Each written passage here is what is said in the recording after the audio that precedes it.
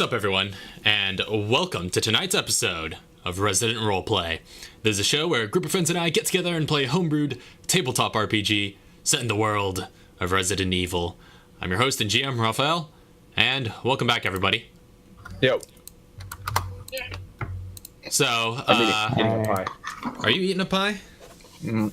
Why are you eating a pie? I forgot to get some of my paper notes here. Is that Lisa? Yeah, here I am. Hi. I hear an echo. You hear an echo? Oh no, that's not... Never mind, it's me. Okay. I thought I muted Twitch, but it didn't mute. Oh no. Oh, well, that's what your echo would be. Yep, no, never mind. Oh. Echoes aren't good. What kind of pie are you eating? Apple raisin. You sound very far away. Yeah, that's what I was thinking. That's why I was like, is that Lisa? A radio show. Well, you guys only have to live with it for one more week. Oh, yeah? I don't have a good... I told you about this, right?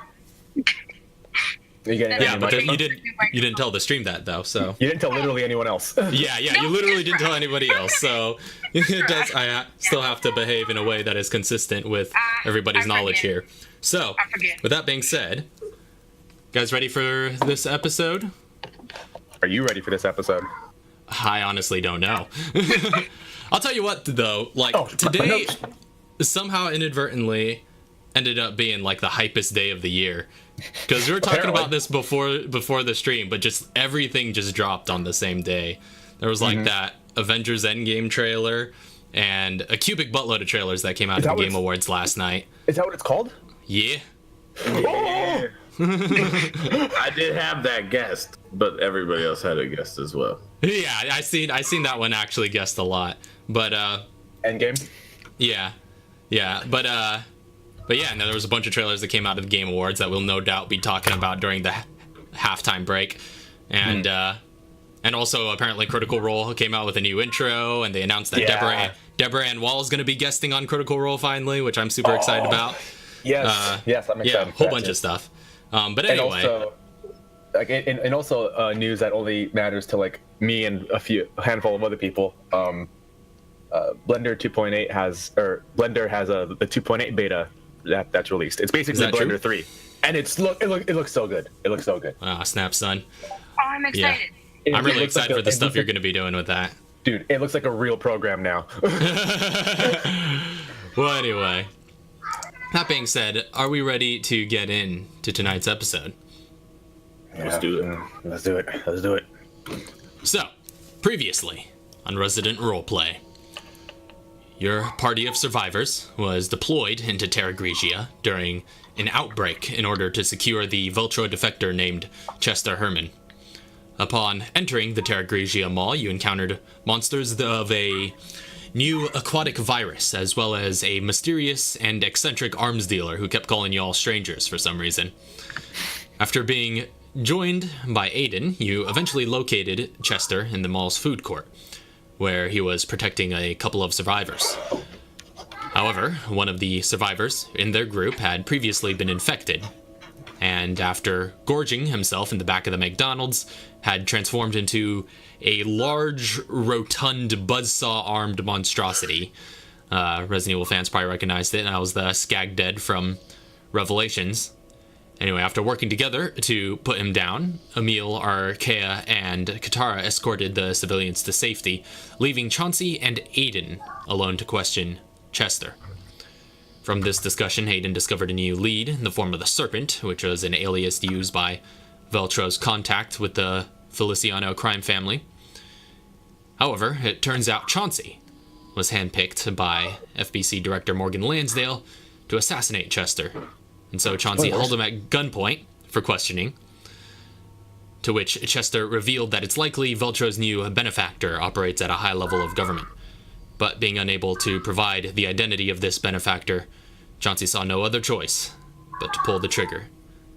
And after a brief skirmish, Chester Herman was dead.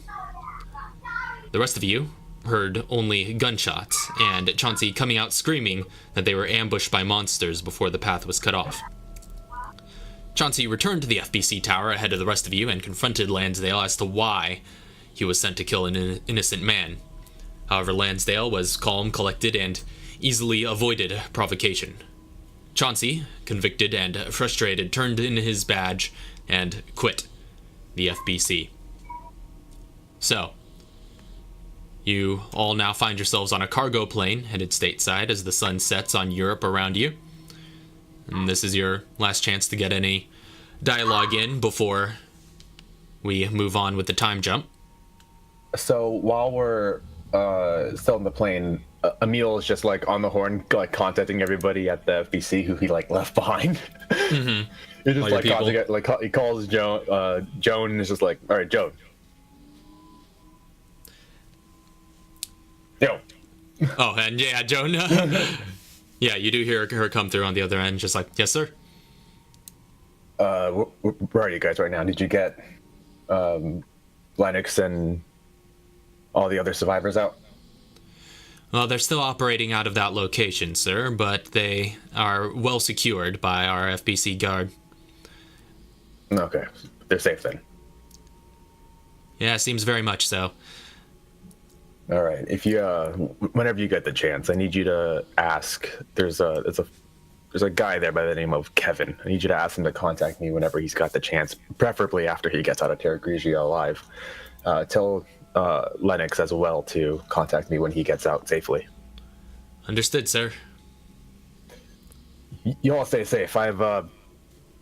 Something happened. I've had to leave Terragrigia in a bit of a hurry, so you're in charge now. Understood, sir. I'll do my best. All right. See you for the debriefing. Yes, sir. Over and out.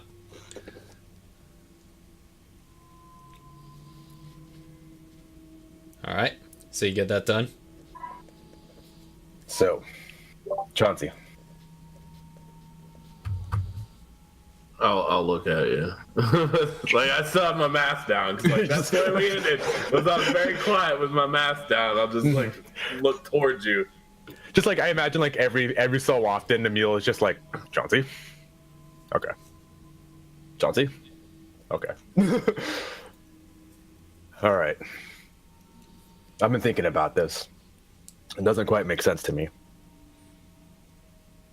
Why are you covering for Aiden? What do you mean I'm covering for Aiden? It's the only thing I can't figure out. Aiden must have offed. What was his name again? Chester? Chester. Aiden must have offed Chester, and then I am assuming what happened back at the FBC headquarters. Lansdale must have been pretty pissed at you for allowing our contact to get murdered. So he fired you? But why are you covering for Aiden? I'm not covering You for weren't. Aiden. You weren't ambushed. I'm pretty sure you weren't ambushed. Well, you can believe what you want. I can tell you it'll solve itself before too long. It's been a long, hard battle, and to be honest, I feel like I'm almost cut in half. Yeah. So, I mean, we can talk about this a little bit more when it's the time to talk about it. And I kind of just like lean back. Oh, I want my knife. Yeah, here you go. I also passed the stun gun back to Archaea. Well, wait, no, I threw that to her last episode. Never mind. I think so. I'm gonna pay Archaea back. Either way, Archaea, you have your stun gun back, and I'll take my karambit. I just want to say, can you guys hear me better now? Nope. A little bit. It's not just, as tinny. yeah, not as tinny. Oh, doesn't sound any different to me. It just sounds like you're a little closer to the mic for the most part. I can Okay. turn you up though. But nonetheless, is there anything else you guys are doing along the plane ride? Or shall we jump is- ahead? Where's Katara at? Like, Katara, do you want this boxer effigy back?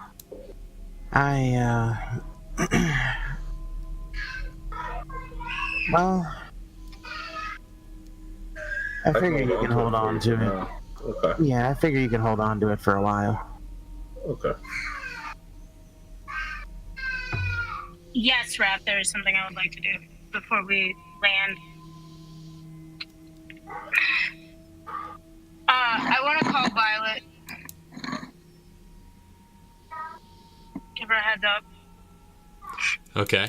Just calling ahead to her. Yeah, basically. Does she answer? Yeah. I mean, yeah, she does answer. Hey, Violet. Yeah. Something happened over here. A little stressful. You think I could come stay with you for a couple months? A couple months. Well, I'd have to make preparations, but I mean, you're certainly always welcome here. Good. Well, we'll be back in the States soon. But thank you. And she says her goodbyes. Okay, you're heading over to Violet's place. She clicks the phone. Yeah. I'm gonna go visit Violet for a while. I think it's the best. Yeah, I can take you over. I'm heading down that way pretty soon. I can drive you down. Sure, that would be amazing. Thanks. No problem. Apparently Siri thinks I'm talking to her. Are we like free to move about the cabin? Yeah, you guys are. I'm just like kind of just get up and like pace around a little bit, and Okay. just to everybody else, I'm just talking to myself, but I'm actually like recording things. Oh, okay. Little things that I don't want to forget. Just mumbling to myself. All right. I'm just gonna have Guitar like basically just call back home to Neria, let her know she's popping back soon. Okay. Okay, understood. So, as you guys settle yourselves about the cargo plane that's taking you back stateside, many hours later, you do eventually arrive back and are able to go your separate ways to your respective homes. And so, you guys have about the next 9 months free to do what you will. So, what are you guys up to? All right, who wants to go first? Well, do you mind if I just jump right into it? Knock yourself out. I want to go to the debrief and explain everything to Cambria about what happened and give her all the information that I gathered via recordings from Maya. Right. So is this like a big formal thing at the moment, or are you just like calling into Cambria? I kind of would like it to be a big formal meeting where like we've landed down and she was there. Like I may have like known that she was going to give us a debrief and sit down and talk to everybody about their situation. And I kind of want it set aside where I'm almost in like an interrogation room about what happened with assuming that they found that body dead. Now they want some information of how and why he was killed. I don't think they're gonna find that body. Yeah, well, because technically Cambria is not involved with the events in Terragrigia, so it's like not really her area. You would have debriefed with the FBC, but you turned in your badge, so. Wait, could I on the plane could I have called Cambria to set up a debrief? Okay, yeah, in that case. Put down in documentation then.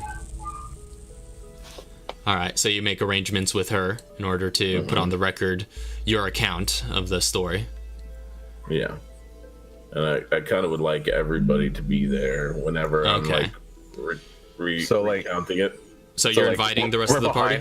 It's like we're behind the one-way mirror and then you're in a room like spilling it out? Yeah. Okay. Okay. Emil's just sitting there just like...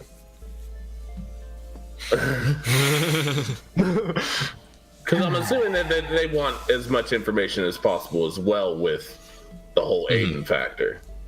Yeah. So you're putting down everything. Are you being like 100% truthful? Everything 100% truthful. Okay. So basically, you recount what we heard. Yes, that way everybody is on the same page. Yeah, no BS. I pulled the trigger. I shot him down. I distracted everybody and left the area. And I confronted Lansdale and then quit my job. And I explained it like word for word as it's happening through the recordings as well. Mm-hmm. Yeah, and by the end of the meeting, Cambria's just sort of taking it all in. She's like, oh, well, this is quite a lot. It just needed to be off my chest. Yeah. Sadly, I don't think we have anything more than circumstantial on Lansdale out of everything you've given us. Well, at least it gives you a reason to start investigating. Yeah, indeed. If I may. I'm still an officer within the FBC.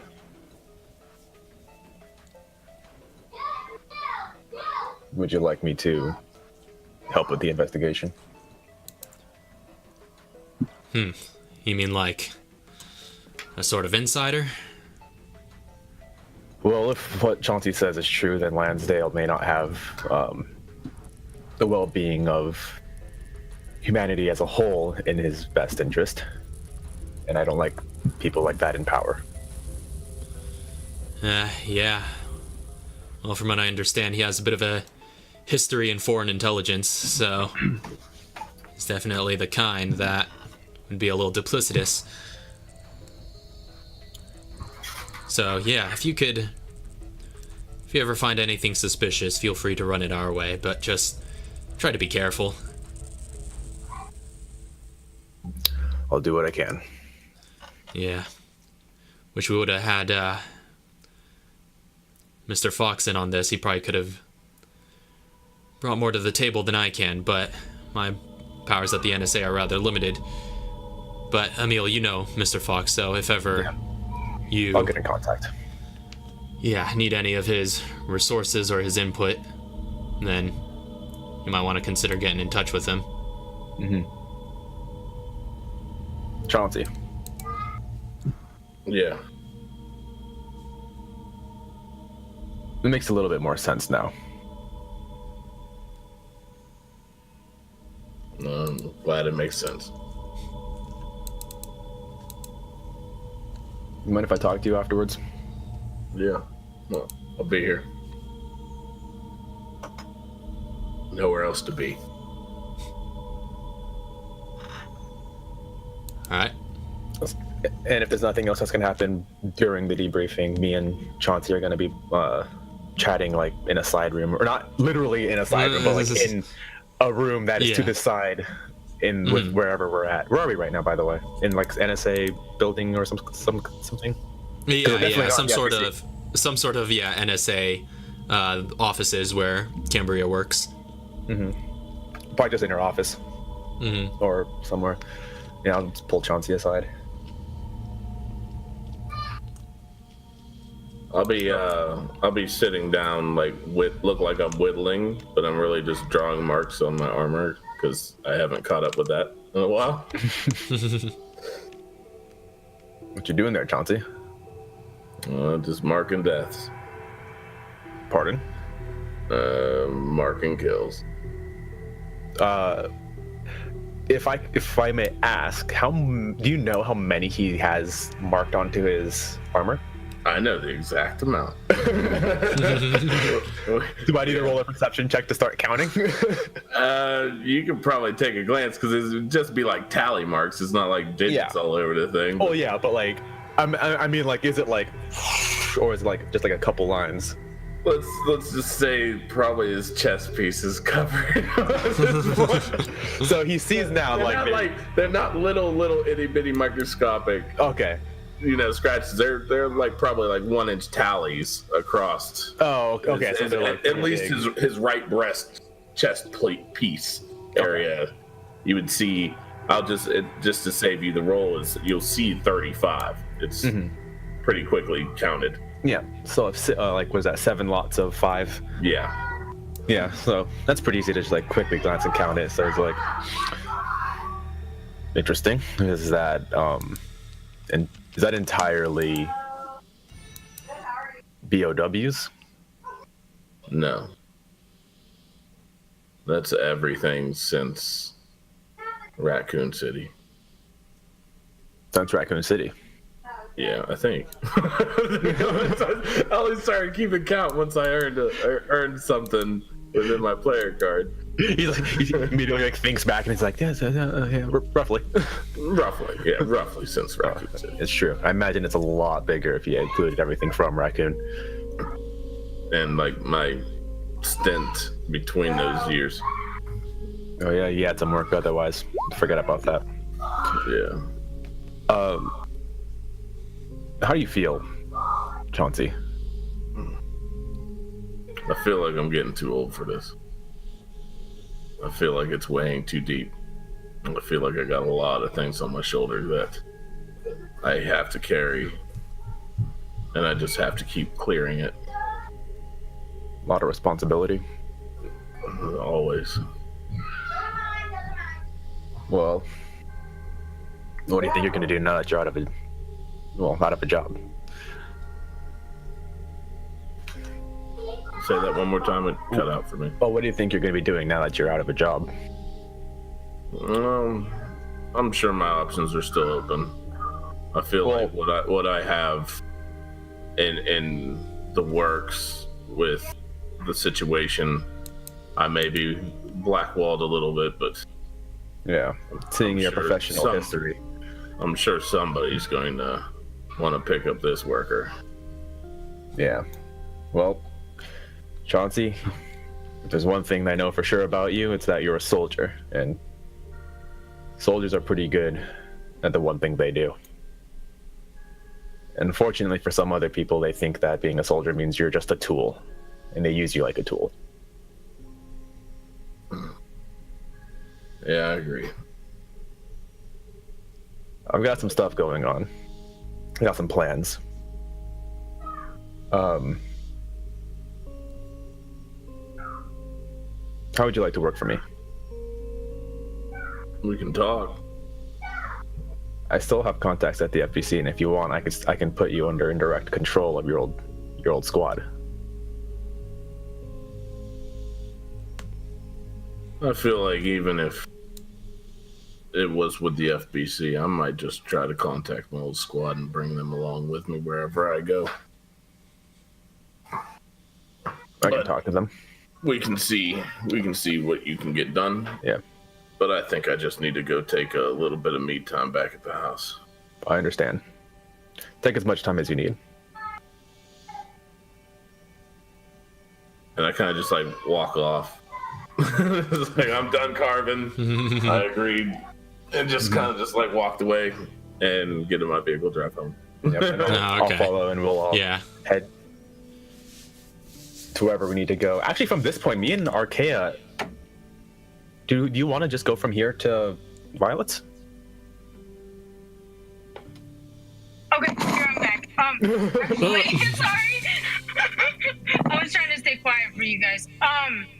So I actually want to talk to Chauncey if he's willing to listen on the way back to the house, because she'd have to go back to the house anyway to get like stuff or to go to Violet. So get packed. Well, like this would have happened. Like we would have had some time to prep for this. So like if we want, we can just go straight from. Right. Like I said, I just want to talk to Chauncey really quick before we leave. Yeah. So, so kind of on the drive home, and as you guys arrive at the house, you're able to have a good bit of conversation with him. She kind of looks a little sad. She's like, Chauncey, I'm sorry. I never should have just assumed that you did something wrong. Just know I always have everybody's best interests in mind. You guys didn't need to see what you had to see. You didn't have to hear what you had to hear. I needed to do a job, and that was what I was asked to do for my job. And I never put blame on somebody that didn't do it. Yeah. And I know that your father watched what was happening, and he made it out safely, and he understood. Maybe one day when you're talking with him, he'll tell you the same story. Or, Almost died there. So yeah, I understand. I'm sorry that I put you on the spot and made you feel however I made you feel. And she goes over to him and she just hugs him as tight as she can. Papa, I'm sorry. And she says, I'm gonna go to Violet's for a while. Give you the time you need. yeah, I could use a little rest. I understand. Honestly, I feel like the best medicine for everything is for everybody to get their space. And with the way I felt lately, I don't want to be more of a danger to you. So maybe I just need to chill. I understand. And she walks off and she gets her stuff ready, and before she leaves with a meal, she looks back at Chauncey and she says that she loves him and that she'll see him when she returns back. I return it. So as you guys say your goodbyes, go your separate ways, as the time kind of flies by throughout this portion. About 3 weeks after the events of Terragrigia, you guys would see on the news, and Emil would hear firsthand that the FBC forces have withdrawn, and that Terragrigia has been completely destroyed by the Regia Solis, which is the kind of solar energy satellite that has been used to power the city, and it was turned into a weapon and just basically destroyed the entire island using solar energy. Afterwards, the FBC announces that it has disbanded the terrorist organization known as Veltro. So, that's in the first 3 weeks. Is there anything else Chauncey's doing over the course of this break? Really quick. As officer of the FBC, would Emil have had any part in any of those operations that were going on?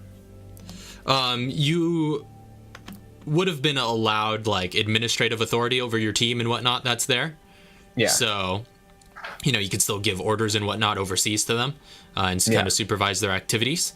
I'm just wondering if this was told to me that this happened, or if he was just another kind of member that was there helping with the effort.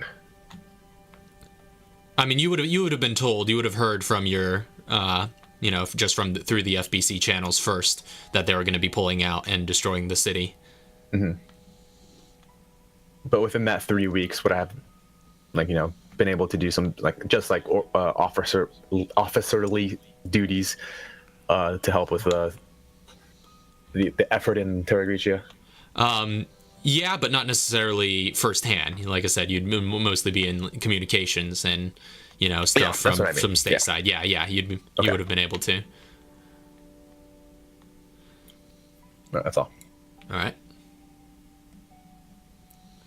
So, anything else Chauncey's doing? He'd like to apply for a job. But besides applying for a job, obviously through the 9 months, he would like to build up his car, build up his lifestyle. But we will find that out after we find out what he's doing work-wise. All right. So yeah, what are you searching for? I am searching for work either in the same field of what I'm in, which would be BSSA. Or BSA, yeah, BSA. I'm sorry, tired. It's all good. Or working odd jobs that Cambria can get to me. Mm-hmm.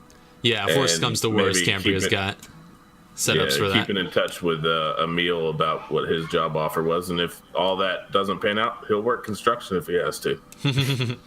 All right, so yeah, Emil now. Yeah, obviously. If I can't kill things, then I'm gonna build things.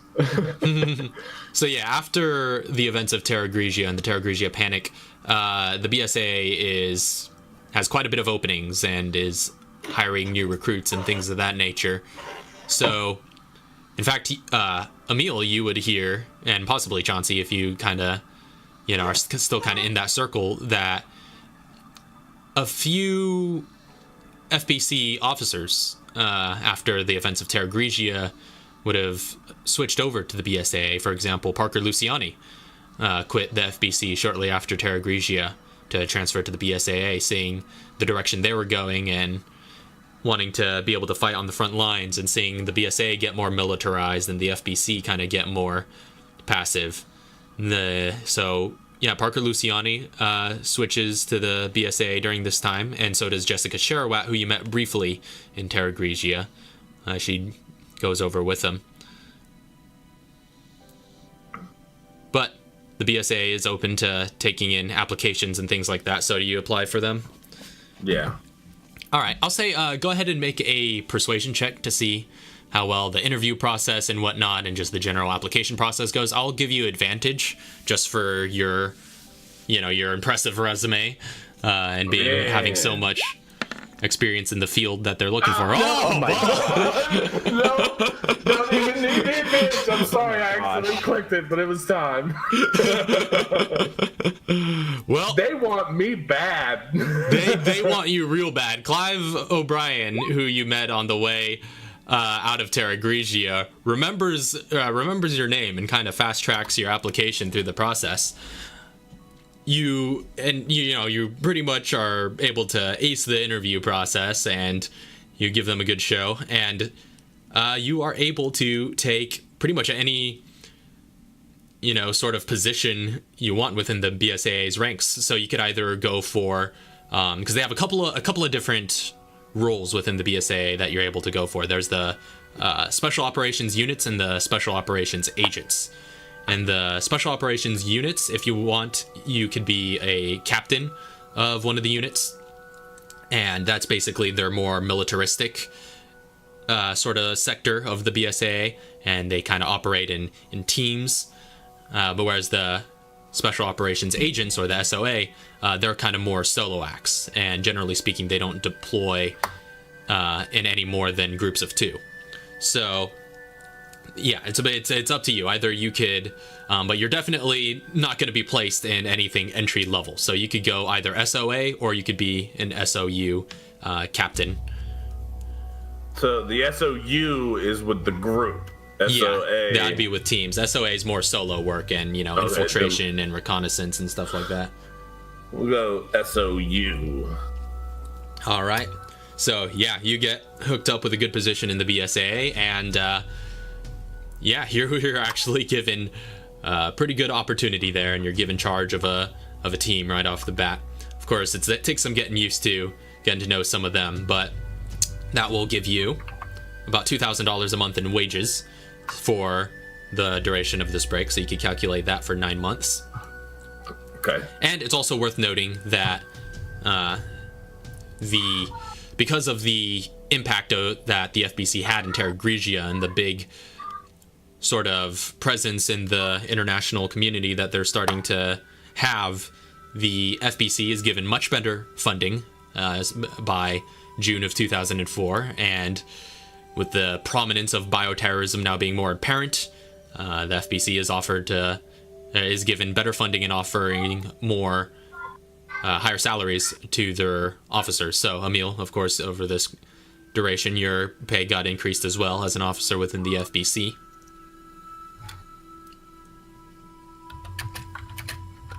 And so, yeah, Chauncey, you're having worked for the FBC for a while, your schedule remains quite familiar. It's pretty much the same sort of work most of the time, paperwork, and looking over intelligence and stuff like that, waiting to be deployed.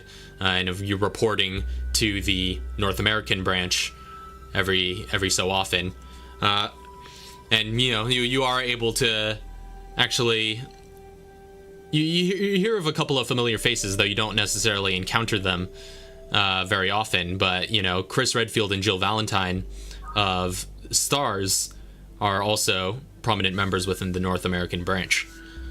And you would know also, just by their reputation, also founding members of the whole organization. Yeah, because I initially wanted to apply with them, but I already got the job with the FBC, so... I heard about them transferring over back then, or being founders of it back then. So I was really excited to give it a new shot under people that I could trust. Yep. Is there familiar faces from the FBC that transferred over? Besides Parker and Jessica, there aren't really any, and even them I don't think are Jessica I think is in the North American branch. But yeah, other than that, you don't really hear of any other major transfers from the FBC. Most of the people from your old unit haven't necessarily been kept up to date with what all happened. Of course, there's rumors circulating, but nobody really knows why their commanding officer left in such a hurry. But if you want, you could try and reach out to them. Yeah. At least reach out to Scalvo to kind of put a word in that that I've moved on and this is what happened, why I left, and if he feels anybody else needs to know, he can tell whoever he'd like. And Scalvo takes that under consideration, but are you sort of extending an invitation to join you in the BSA, or? Yeah, extending it to continue being underneath my lead. Yeah, and you would know Scalvo definitely, has been a bit of a mother hen, kind of second in command to your troops. So, he's definitely seems down to go wherever you're going, and starts considering a transfer. But of course, he points out it might take some time since he's kind of stepped up to your position since last you talked, and he would have to put in some notices. But you do know that he's entertaining the idea of joining you in the BSA, or at least maybe let him stay with the FBC, but use him as a contact from within the FBC, so we can have some kind of little chit chat between actual battle FBC versus. Oh, okay. Yeah. But at least let him know what was going on and why I left in such a hurry and what happened exactly. And then if he'd like to catch a beer whenever he comes back to the States, I'm around. Yeah. And you probably are able to find that time over the course of this 9 months break at some point. You've kind of gotten quite friendly with him, and he definitely stops by Stony Brook at some point to catch a drink with you. And as well, as the time goes on, in July of 2004, Chauncey, prior to that, you don't really hear much from Allie, except for one little text message at some point that asks if the offer is still good. No, offer's always good, whether I'm home or not, but I'm home. All right. And so, in the month of July, that would have been the last you heard of her. And then in the month of July, one day, you just hear a knock at your door. Come on in. So as you go to the door, you do see Allie looking a lot more cleaned up from the last time you saw her. She just looks a lot more put together. Is kind of wearing a leather jacket and just has a duffel bag thrown over her shoulder, and her blonde hair just like less scraggly and pulled up into a ponytail. And she's just like, Chauncey? Allie? Well, I've come this far. Well, what have you been up to these last couple months?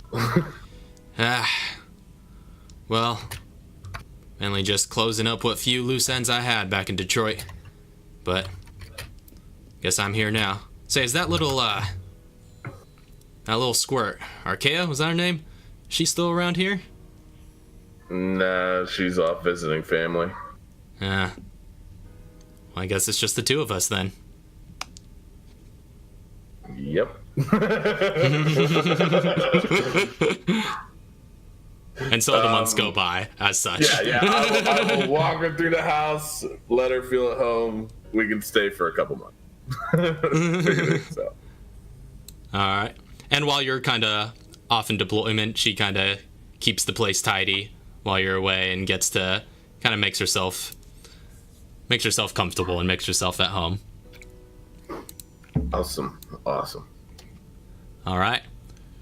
So is that pretty much all Chauncey has been up to? Yeah, besides building on his car and... Oh yeah, let's just make a quick tinker check to see how that goes. Okay. Just call it a Tinker check. mobility tinker's tools check. Okay. Got pulled up. Why? Okay, sorry. Struggles. So that's my ability modifier and my proficiency modifier, right? Yep. Oof. Not much progress is made. You continue to work on. I keep forgetting which one was the work vehicle. The Camaro, right? Yeah, Camaro. Yeah. You do some more work on the Camaro, and you got a good chunk of it. Of work done the last time. You really settled to commit yourself to working on it. This time you kind of hit it off and on throughout the 9 months, but your head is just elsewhere, and there's just so much going on. But you try to give her some attention every now and then. You refine the paint job a little bit more, and it's getting there, but don't make a whole lot of progress. No big breakthroughs or anything like that. Okay. And then the only other thing I'd like to do on break is obviously find ammo and possibly look at guns. Yeah. And you sort of hit up your local gun store back in Stony Brook, talking to old Martin Bowman and his gun stop. He doesn't seem to have much new in the way of firearms, but you are able to pick up any ammunition you might want to grab. Mainly I want shotgun shells. Okay. So 12 gauge, and if he has any extra shells laying around for me to turn into other types of ammunition, that would be what I'd be looking for. Okay, just like empty shells? Yeah, empty shells if he has empty shells as well. Yeah, so for $50 you're able to get 5 12 gauge shells. And yeah, I would say he's able to throw some empty shells your way. It won't function as 12 gauge, but they could perhaps be used for some crafting to make them into something usable where should you secure gunpowder or salvage it from your other ammunitions. So you could get, I'll say, about 5 empty shells as well, just thrown in with it. Okay. Or I'll say that's an extra $10 just to give it a cost, but That's fine.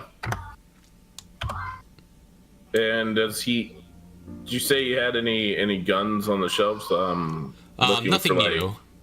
Nothing new. Yeah, nothing you hadn't seen the last time you were here. Did he have an M1911 available? No, he does not. The best Okay. handgun he has is a Browning HP. Yeah, I'll pass for now then. I thank him and walk out the store, and transaction was made. Anytime, Chauncey. I'm around. All right, so and that's pretty much all Chauncey was up to. All right, anybody else want to take charge? I'll go ahead and take charge with Katara. So, getting back home and everything, gonna drop off some items. One of them being the unencumbered shoes. Okay. Yeah, Yeah, and like I said, it's assumed that all of you have a storage chest, sort of type of thing at all of your respective homes. So yeah, if ever you guys want to drop off items, always feel free to do that. Just for storage. So throw that over to Neria. Just be like, here you go, and then also give Neria Terragrigia memorabilia as well. Yeah. Just like, So here you throw. go. you throw a bunch of that memorabilia and other items that you'd sort of grabbed from the mall and all those aquatic themed plushies and things like that. Yeah. Which are now pretty rare items now that whole city's been sunken. Yeah. Good stuff. So, Exclusive. she'll go ahead and exclusive. She'll drop that stuff off. Just kind of relax for a little bit before. One of the first things I wanted to do is just kind of start continuing back at the university. Mm-hmm. And at some point during her time in the university, she starts thinking about, getting into maybe a higher position in the science department in general. Yeah. And of course, you hear rumors are circulating that you're being considered for tenure, given your long length of experience working at this university. So I think you're coming up on 6 or 7 years, something like that. But yeah, Yep. yeah, you're being considered for tenure. So, but yeah, it has been some time since you've last published anything of note. In fact, the last thing you might have published would have been like your PhD dissertation back in Raccoon City. And so you do know you would have to return to some level of academic activity for any consideration to be followed through. Yeah, and then like through that time, she'd get back into writing, doing research and all of that other stuff, just so she can go through and write, let's say like another paper or something to kind of bring it forth. Hopefully, get her chances up. So that way they can consider her even further. So, yeah, you want to detail anything about this paper that you're writing? Yeah, so the paper that she's essentially writing here at the moment, I just need to go grab that real quick. So she has titled it. Oh, where did it go? Oh no. Oh no. Oh, here it is. So she titled it. The title is "Should Viral Research Become Part of the Curriculum?" And the subject is the benefits of teaching viral research and how it could prevent future incidents. And essentially, what the paper goes into is it delves heavily into why viral research is essential to learn, despite the incident with Raccoon City and Umbrella and all these other things, because she starts bringing in the points of Terragrigia, the incident in Chicago, and generally her experiences like in the field in these places, and how lack of isn't necessarily like a lack of knowledge necessarily isn't helping to get these, isn't helping people like BSAA or FBC or other people to go through and either cure the infected and generally get these viruses just kind of out, like basically down to like a fundamental level to where they're not so much of as a threat as they are. And she'll go she goes deeper into pretty much like all of these points, bringing forth why we should be teaching viral research and all of these things, so we can start putting people, all these students into places like BSAA, FBC, and other medical-based areas, so that way they can help prevent these for the future. So we don't have to worry about a future where bioweapons are essentially everywhere. We have ways to combat them to help the victims and more. And that's her entire that's her entire spiel in this thing that she writes. All right. So that's a research paper, and over the course of this 9 months, you're able to get it to a pretty suitable point where you think it's ready for some peer-reviewed publication. So you put that out there, and I'll say, I'll have you make a science check to see how well this comes together. I'll give you advantage just for thinking up so much detail about what the paper's about. All right. But the DC is quite high. All right. So the DC is pretty high. So that's 17 on the higher roll. 17 on the higher roll, yeah. All right. It garners quite a bit of attention. It definitely seems well received by the general academic community, but you don't hear any more acknowledgement in regards to the sort of higher ups, the academic boards and whatnot, giving you any sort of tenure at the college that you're working at. But it has put you back on the map quite a bit, and all of a sudden, Dr. Oswald is a name that is garnering a little bit more of a reputation and notoriety within this field.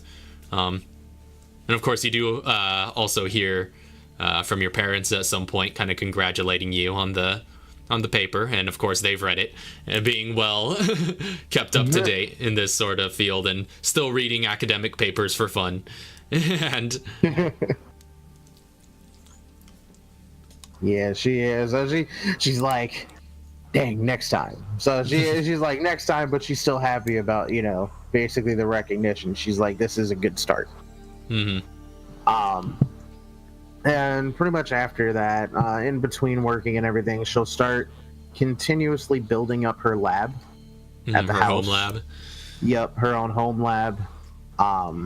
And the meth lab, as Emil calls it. Yep. And then the other thing that I'm also going to be having her do is her house is going to become very more techy. And this is something that at some point she'd bring up to Emil and everything. She'd be like, Emil, probably call you up one day. Yeah, what's up? So, I'm thinking about keeping up with all of the advancing technology in the world. At least that this consumer can get. I feel that with all the things that we've technically been doing, Chicago and then Terragrigia, you ever think about, as technology expands, the enemies have more of an advantage over everyone as they keep up with it. Well, So I'm thinking that maybe at least what I'm going to do is I'm going to keep up with it as well. So if we ever get called out, we have maybe more of a chance to go against them. So you're gonna start looking into researching modern technology, or just keeping up with it? I'm keeping up with it and getting my hands on it as well. And then I'm also going to be doing research on anything else, maybe things that I may not be able to get my hands on, but Well, if there's anything that I can get a hold of as a federal officer, I might be able to do something about that, maybe. all right. I'll keep actually, as I go through, as I maybe pick up some things that I know that I won't be able to necessarily get from reading, I'll come to you about it. See if you might be able to get your hands on things. Yeah, I'll see what I can do. I mean, Cool. I have some access to some pretty decent technology over with all the projects the government is working on. But if there's anything that I think you would be interested in, I'll be sure to let you know. Awesome. Thank you. Oh, I'm probably gonna drop by at some point. When would be a good time?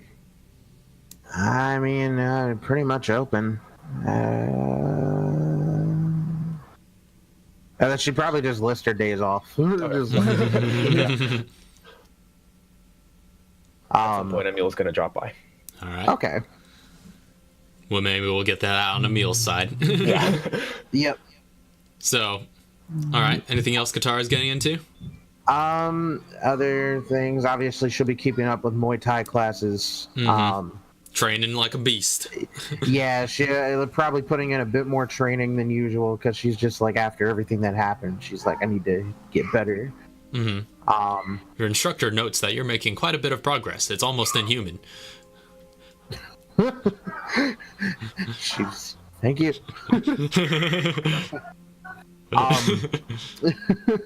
Another thing that I want her to do, I'll be doing this probably for every passing break too. She's going to continuously keep an ear to the ground for anything happening in bioweapons. Right. So this goes into like any unknown viruses, any new cases, if there are maybe names that she can hear that are in quotes suppliers, or if there are new viruses out there. Okay. I would say make a quick investigation check to see how well you keep your ear to the ground. Work is hard. 14. All right, yeah. You keep up with the times. Most of the public information you're definitely privy to. So you have since heard after your time in Terragrigia that the official name being given to the virus, the new virus that was being used there, is the T-Abyss virus. So you would be aware of that now. And of course, the landscape seems to be constantly shifting and changing when it comes to bioweapons and bioterrorism. In fact, towards the end of this break, you would hear about this, and Emil would definitely hear about this, assuming you're still paying your investigators during this whole time. Okay, yeah, so both of you would know, given you keeping an ear to the ground and Emil having investigators on top of this, that the activity of the Feliciano crime family starts to significantly slow around January of 2005. So this is just getting into the new year. Their dealings are kind of reduced to the bare minimum. We're talking, trafficking, guns, drugs, human trafficking, things like that. But not much in the bioweapons field. They seem to kind of slow down to a halt in that regard. And during that same time, you do hear the name, the Manifold, rising to prominence in the bioweapons black market. And you do hear that their primary product seems to be they're selling the T virus and the T Veronica virus, as well as something called the Spectre virus. And the kind of latter two are rumored to have been stolen from Umbrella inventory after their collapse. But yeah, the Manifold starts becoming a very prominent name in the black market, and the Felicianos just slow down. Would I know any of this through my job? Yeah, given your contacts, you've probably heard tell. You don't know in as much detail, but yeah, you've heard it through the grapevine, that the landscape looks to be shifting a little bit. Okay. I was gonna say, if there was anything that I could assist her with investigation wise. Yeah, I think you generally get the same realm of information. She just had to make a check to get what you're getting. Yeah. Plus, you guys, you could kind of share information between you, but you don't really find out too much more than she just found out with that check, though. Okay. What did you say they were selling? The T virus and the T Veronica virus, and the Spectre virus. Okay. Okay. And then otherwise, the only other things I have on here for her to do are going out and looking for more inventory stuff, like something that's like a holster harness, but not like the holster harness. Is that the only inventory item you have on you right now? Yes. That like increases your slots? All right. Yes. I'll say make an investigation check to see what you could find at your local stores down in You have an Iowa. insulated bag, right? What, the insulate? You mean the one that Or gives the- me? You mean the one that takes up inventory but gives me 4 more inventory inside the bag only for chemical items? Yeah, that's like +3 inventory space. Hmm. It certainly helps. Helps a little bit. I have 2 bandoliers. If that 22. 22. That's pretty good. All right, yeah, you search around the local marts and start comparing prices. You do find a couple options in the way of attaché cases that could definitely look that seem easy to carry and designed to be held on the move, but and not too cumbersome. That seem to be able to increase the amount of stuff you could carry more conveniently. So you could get a small or medium attaché case. You can only benefit from one at a time. She'll buy 2 of them. To a small and a medium, or yeah, she'll buy a small and a medium. yeah. So the small will be $200 and the medium is $500. So Yep, $700 in total. It's just like, "Boop, here you go." All right. So I'll get you the cards for those. And what- Could you put a small case inside of the medium case? Like I said, you could only benefit from one at a time. So Yeah. Quick question though, I forgot to ask if you don't mind me interrupting. I didn't. What is my living cost going to be now that nobody's living with me, really, except for well, Allie? I mean, you got Allie. So is that I going think to just you're. replace Yeah, Arceus? I think so. Well- Yeah, I think your living costs pretty much stayed the same. Okay, just wanted to check that while I was doing my maths. Yeah, thanks for checking. 1, 2, 3. Yep, and then she's gonna afterwards, before heading back home, the last thing she's gonna do is go and see if she can buy. What did I put on here? Like a full like.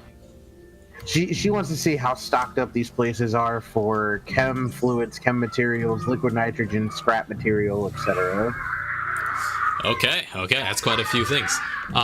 So for the chem fluids and the chem materials and the scrap materials, I would say over the course of these 9 months, this would involve depleting your local store a couple of times. You could get, I would say, a full stack of each of those for $500 each. Nice. And Yeah. what else were you asking for? So those are for the chem fluid and chem material, right? And the scrap material also. And the scrap material. Yeah, same cost. Scrap and then material. So then that's like a full stack of like 10, 10, and Yep. Yeah, all 3 of those, I yeah. believe, stacked to 10. Yeah. cool. And then the other one on there was just liquid nitrogen canisters. Okay, liquid nitrogen's a little bit more specialized. Hold on, let me check something real quick. Let's see.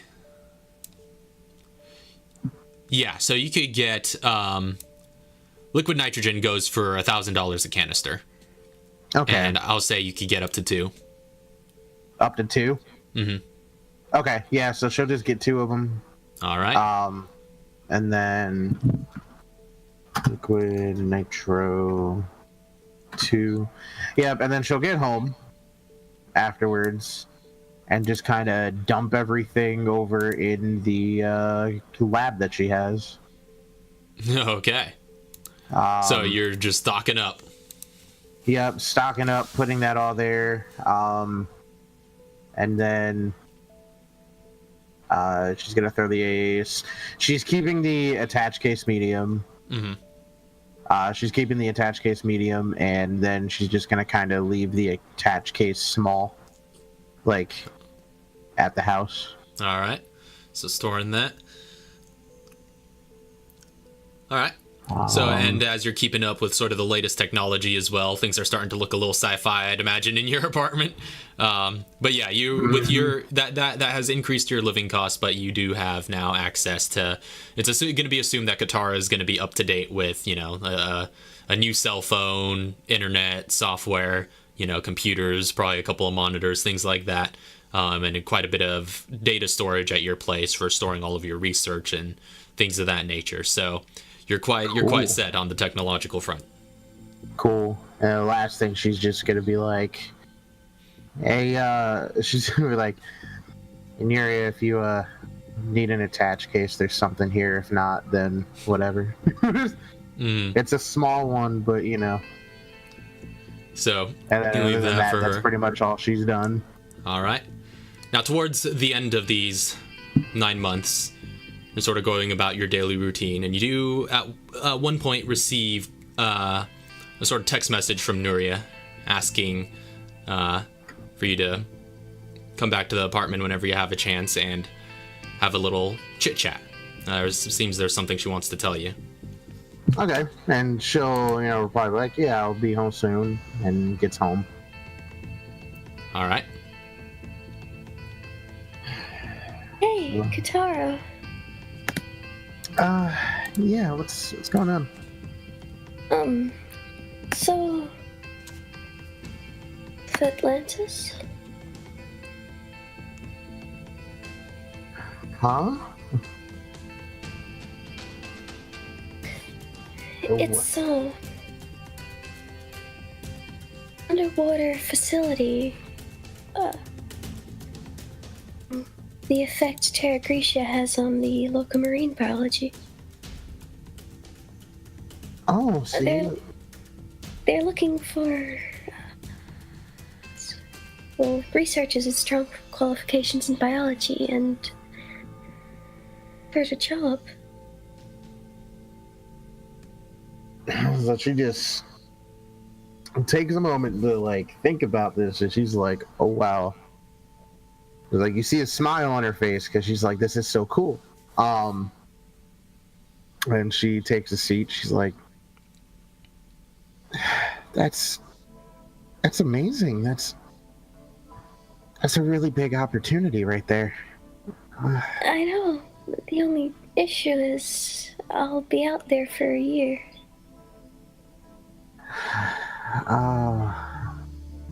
So you'll be gone for a whole year. Yeah. Ouch. Well, you know what? A year's a year, right? And with what you'll be doing, that's going to be helping. It's going to be helping a lot of, just a lot of, it's going to be helping with research. And the faster we can find ways to figure out how all of these things work, the better, right? So, I say, go for it. However, yeah, she's gonna give her a hug, and then she's gonna look and just be like, "But please, be careful." I'll do whatever I can to keep in contact with you.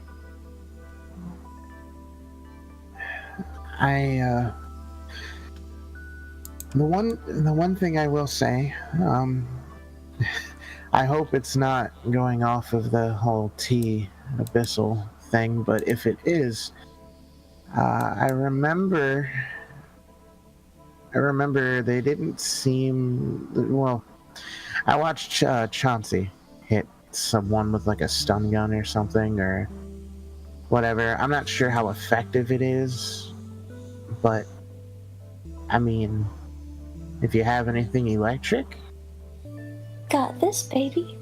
Pulls out the spark shot. Oh my god, I remember that. Wait a minute. I tried using that and it didn't work. Then again, I'm not really. For it? I did. I'm just a really terrible shot. Remember, I used this on the time. Huh. You know what? It works for you, and that's the good thing. And yeah, just use that if you can, or run. Actually, no, run. don't just whatever. Either way, you have if you're leaving sometime soon, we have stuff in the lab that you can get. We have stuff in the lab that you can get if you need to stock up, because I'm making that our little, preparations place. I'll definitely have a look. Cool. And then, you might, I don't know if you need that attached case, take it. If not, then just leave it here. I can probably find somebody to give it to. Because I got this one. She just shows the bigger one, just like, yes. Otherwise, yeah, just please be careful. Have as much fun as you can.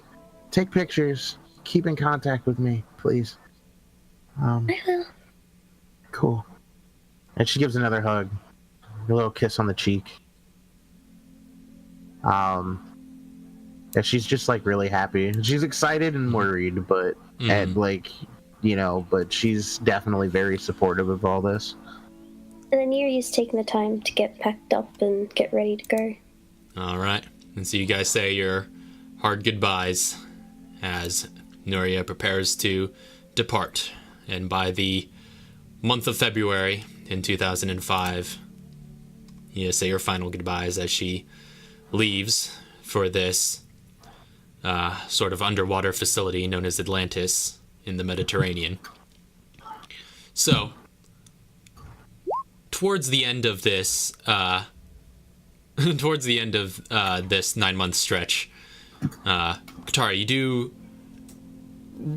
do receive what looks to be an email from an old associate. I'll go ahead and get that to you, but we'll say with that we'll close out your downtime stuff, but I'll just allow you to look at this. We'll be back to this in a bit. Okay. So if whoever wants to go next wants to get started while I hand this over.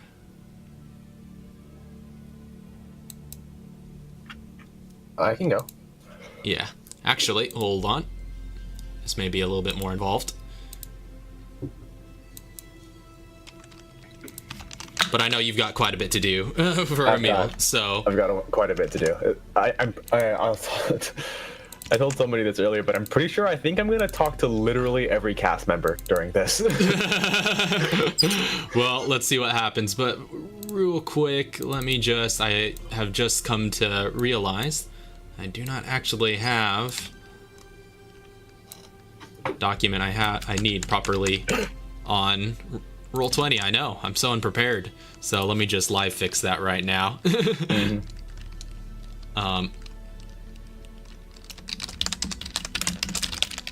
Okay, now we're all good. So if you want to go ahead and start, though. All right, so, okay, hold on. Let's see where I start.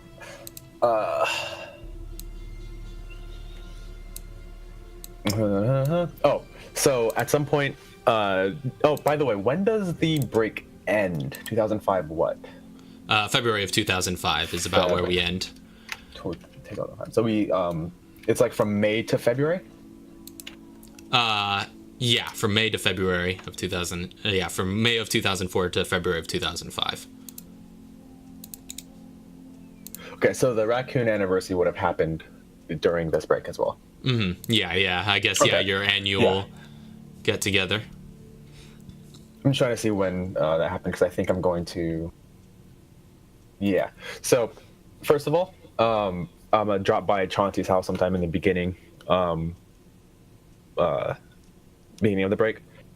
Or I'm gonna call him up first. Yeah, Chauncey. Yeah. I've had this idea for something I've been wanting to make. I might need a little bit of your help. I know you're pretty good at tinkering, right? Yeah, I mean, I've had a rough year working on this car so far, but nothing as complicated as a car. At least I would hope so. I got some tools if you want to come down. We can figure something out. Yeah. I'm not too handy myself, but maybe you might be able to help me with this. Yeah, So I'm gonna I'll drop by Chauncey's place. I'm gonna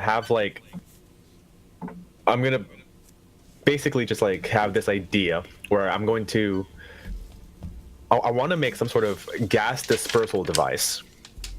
And Emil has the formula for the gas that he wants to use. He has a couple formulas that he might want to use, but he doesn't know how to, like, he's not very good with crafting or with tinkering. So he's going to go to Chauncey. And we have at some point had some, I know we had some scrap material somewhere. I don't know who has it right now, actually. I don't think I have it, actually. That would have been me. I was gonna say I don't have it. I'll tell you that much. So this is happening pretty early on. So Archaea would have given it. Yeah. Because I mean, at the least, Archaea doesn't have use of it. So so she probably would have just left it at the chest back at Chauncey's place anyway. Yeah. So he's got like the scrap material and everything, and he's like, so I wanted to make this gas dispersal system, and like I can't think of a way to like actually get it to disperse. And I like, depending on how we want to do this, we can either make this good for us, have like some sort of healing gas, or we can make it really bad for anyone else around us and have a toxic gas emitted out of this.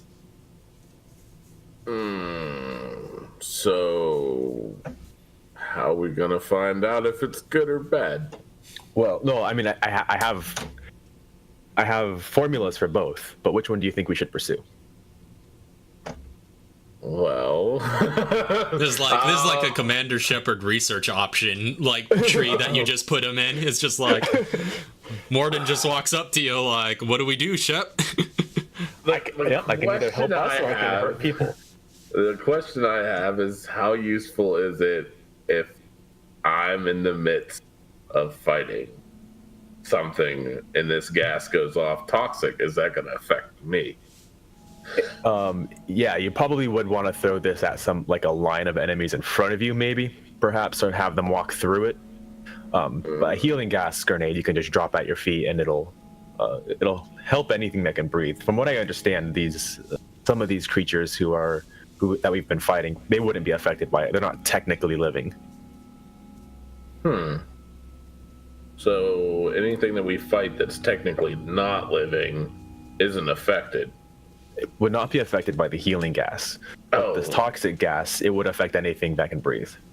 Actually, I think it affects things that even if they can't breathe. I'm not sure. I mean, generally speaking, the principle is, if it breathes, it gets the gas. Yeah. Help me move my car out of the garage and let's start tinkering. If you can make both, then let's do both. But if you can't do both and you're to choose one, I mean, my motto is always go for the kill. Go for the kill? Yeah. Yeah. I think like the dispersal system, I think, would have to depend on which formula we decide to go with. So we have to just pick one, and I can work on getting another one. But that's going to be a whole other thing. Okay. So, Emil learns toxic gas. All right. We didn't blow anything up in my garage, did we? Well, I'll say make a mobility Tinker's Tools check just to see how well it goes. Either way, Emil learns what he needs to learn, but let's just see how well it goes. The way that I was thinking of this is this is the first craft. So like Emil, I was hoping like Emil could make the craft check, and then Chauncey could help with the craft, or he can make it like a mobility Tinker's Tool check to give me advantage or something. Or you can roll advantage. Yeah, I'll say you make a crafting check with advantage from being helped by Chauncey's Tinker's Tools. All right, let me see. I'm pretty sure. Every so often, while he's tinkering with this gas bomb, can I go over to like one of the boxing bags I have hanging up in the garage and like just practice getting close and personal with it? Because I forgot to mention that during my little spiel. Oh, okay. You're doing some training. Yeah, doing some little bits. It reminded me whenever I heard someone else was doing little bits of training. I was like, I forgot about my little bits of training. Yeah, so it's just training montage, 9 months. You're just going to town on your heavy bag. Mm-hmm. Okay, so it's intelligence DC 15, so I get advantage, right? Mm-hmm. Oh, friggin' intelligence! You're gonna wreck this. I hope so. DC 15s. I think I've failed a few DC 15s. Yeah, well, you could. Yeah, you are still able to non-nat 1 fail that. Yeah. So Yeah. Oh! one of those was a nat 1. Chauncey saved my life. I was working on it, and he's like, "No!"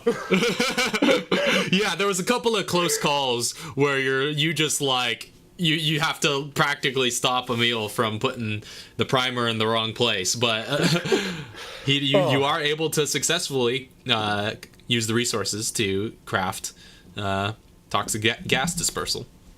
All right. As a price, could you leave me some of that scrap material? I think we only had the one. Oh, never mind. I'll have to go shop for that as well later on. Forgot about all my craftables. Yeah, because it's one bottle or scrap material. I use scrap material, and then one chem fluid or chem material.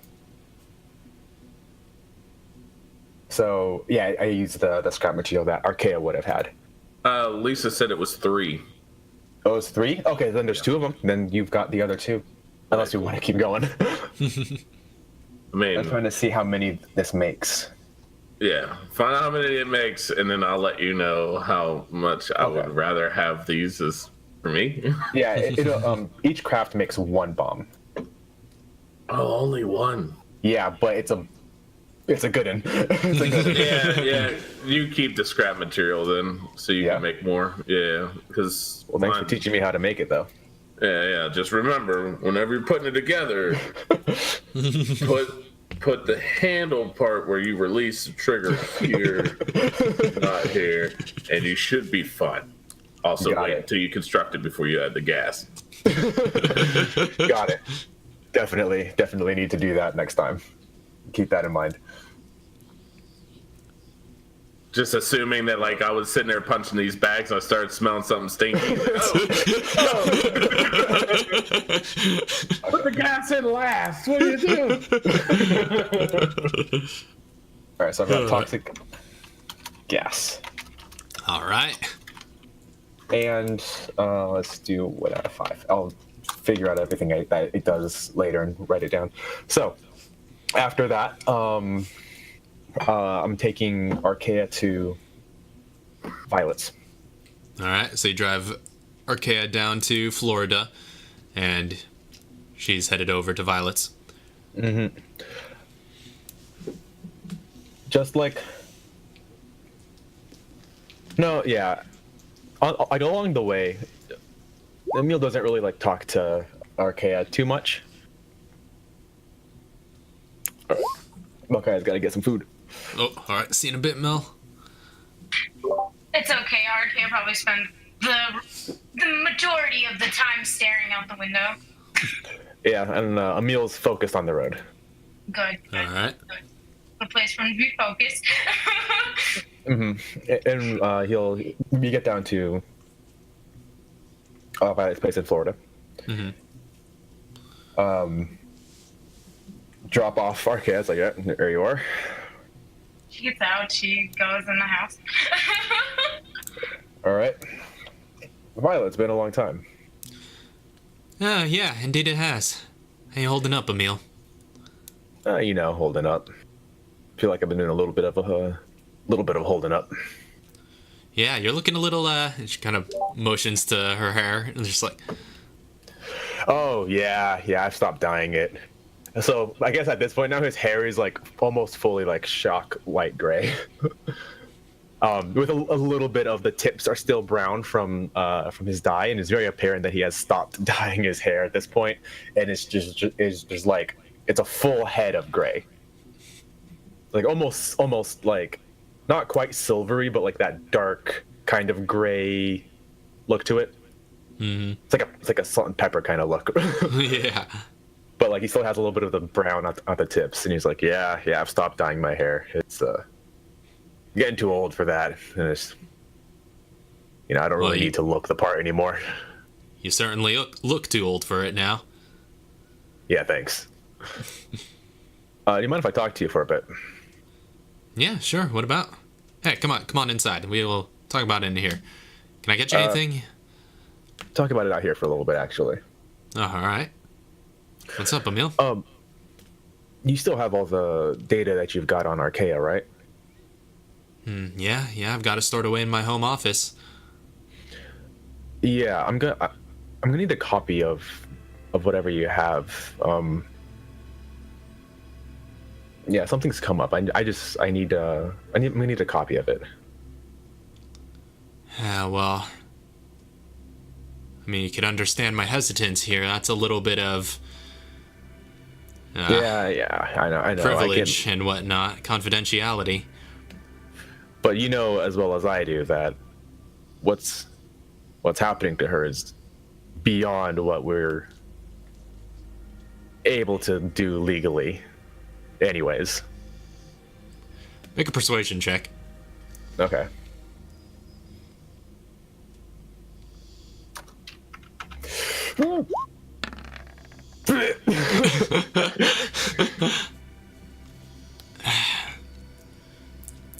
I mean, sorry, Emil. We've got, we've got certain standards we gotta stick to. But I could share with you the broad strokes information, but I'm just not gonna let you look through the files. Well, I mean, yeah, if there's anything that you can share with me, I'll take that as well. But I'm just a bit worried about her, and I think there might be something I might be able to do. About what? About her condition. Is that right? I think I may have an idea of where to start pursuing this, but if any information you can help me with, I would appreciate it. Otherwise, I can just start from scratch on my own. Well, let me know about anything in specific as you start your research, and I'll see what I can share. Of course. But it was good seeing you. Tell your husband I said hi. Tell the kids I said hi. Oh yeah, for sure. But It's good seeing you again too, Emil. Yeah. Good seeing you. Yeah. Don't worry, Archaea will be safe here. Well, I'm sure she will. Alright, and you head out? Head out. And then I'm going to head to the FBC building. Okay. Get back to the FBC headquarters. It's bustling as usual, and it's definitely expanded quite a bit, given the new increase in budget. It's definitely looking a lot more snazzy. They've got quite the budget increase, and it's definitely showing visually. Just there's all sorts of monitors and machines lining the walls, and there's just a lot more information coming through here, it seems, in general. Oh, actually, speaking of budget increase, can I put back in another request to get these cleanse kits going? Oh yeah. I'll say that's something you can work on because that's that's kind of your department. So you don't necessarily have to make requests for that. You just have to start doing work and to see if you can make it happen. I have a budget now, right? Yeah, you do. So Your department has a my department has a budget, so. A decent budget. I'll say make a So being able to transfer what's a casted feature essentially into a craftable item, that'll require some finagling. I'll say make a science check over the course of this. Actually, this might be a little bit more complex because that's kind of delving into some game mechanic changing. So I'll make this a skill challenge. I'll make this a brief skill challenge. Katara, actually. Hey, Katara. Oh wait, I think she's getting. Yeah. You lost your phone a friend option. Well, I was gonna drop in with just like, hey, I have some technology you might be interested in. You want to help me with this? Okay. Skill challenge. It'll be a simple skill challenge. Over the course of like the 9 months, right? Yeah. It's a rather this is over the course of the whole 9 months. Yeah, it'll take some time. This is R&D stuff. So yeah, over the course of 9 months, I'll say. What skills are you going to try and use to pursue this? Nuria could help. I'll call Katara and she'll be busy, and then Nuria will pick up the phone. This is true. Yeah. So it's just like calling. It's like, hey, Katara, so you're busy. Okay. Hey, Nuria. Yeah. So Jump in the voice. Sorry, I just want to check. Yeah, I'm talking to you. Okay. I'm talking to you. Hey, Hello? yeah, sorry about calling, but I have this project I've been working on. I was hoping I can get Katara, but you're a biologist, right? Yeah, I am. Is Maybe you this, might. meal? Yes. Oh, yeah. This is Emil, by the way. Do you think you can help me with something? I don't mean to take any of your time, and I know you're a bit sick, right? That was like 2 years ago. Okay. Well, are you still recovering, or? Because I don't know what's going on exactly. I just remember at one point you were being sick. I mean, technically, yeah, I am still recovering, but All right. Well, I yeah, don't know. I don't mean to be like intrusive or anything, but you might be able to help me with something. Fine, help me. Working on a project, and a biologist might be able to help. Sure, I'll help whatever way I can. Yep. So I'm going to recruit Nuria to try to help me okay, with, yeah. with this skill challenge. So yeah, that'll give you advantage on one of the checks. Okay. So what skill well, are you gonna use? Does Nuria have proficiency in like Oh yeah, that's true. Nuria could just technology make or one of the something? checks. Yeah. Well, because like if she has proficiency in technology or science, I'll Yeah, assist her in science. that. Yeah, I'll assist her in her science check. Okay. So yeah, Nuria, I But you want suppose. me to join roll 20? Yeah, I guess you gotta get on roll 20 in order to make a roll. That's true.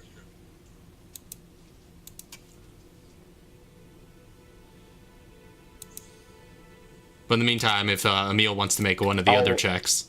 I'll do the what do you call it? The standard. I'll make a medical check to make sure that it's what do you call it? Like medically sound. It's like it's as a medical Yeah. instrument. It's just like this is not like a what do you call it? Just some random thing we're putting together. You gonna need my tinker's tools? Build some contraption. Just like I'm trying to make sure it doesn't look like what Chauncey made. Hey, I'm you trying to made make it. I supervised. It's true. Okay. Yeah, I'll make a medical check. And this is This is straight. only advantage for the one check that she can make. Yeah, yeah. Why am I rolling low? 13. All right. So it's not again, this is something you have plenty of time and budget for, so it's not a monumental task when broken up into its little pieces. So just this part of the process you're able to get through well enough, and you start investigating into the process that you use when you cast cleanse, of course, because you're doing quite a few things and figuring out what are the basic things you need in order to mobilize this into a little package that somebody could easily use with minimal training. Just like a cleanse kit that's just like you open it and there's like instructions, and then you do it one by like 1, 2, 3, 4, and then call an emergency provider. Step 5, call for help. Yep. Call So you're saying like a cleanse band-aid. It's not a band-aid. It's like a full like.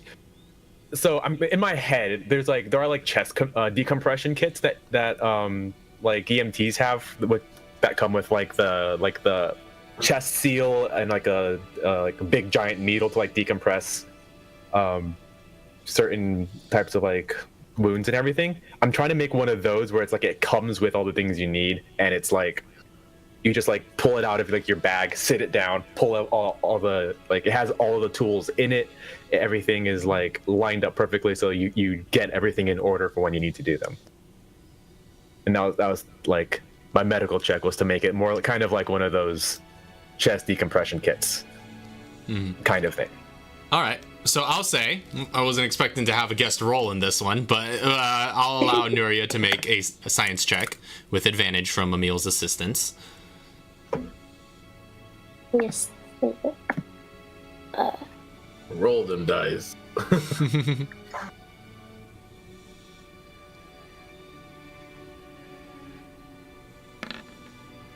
Well, good thing for advantage.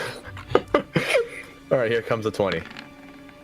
Close to it. Wow.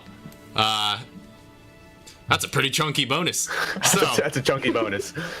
yeah, you are able to successfully use your scientific prowess in biology to essentially add some enhancement to the process that Emil had workshopped, and just, you know, the way you cast cleanse, you figure out what all logistically would be needed from that process in order to put into a kit of some sort, and she kind of helps optimize that selection of items and making sure it fits in something, and kind of helps streamline the process for its use. Yeah, and like I'm not trying to like make it exactly the same, because like obviously there might be some like what do you call it? I have to make some considerations on making it like a small little thing. So maybe it's like she's found a way to make it more efficient, but at like a cost to it's like the duration or something. It's like it only lasts 45 minutes or something like that.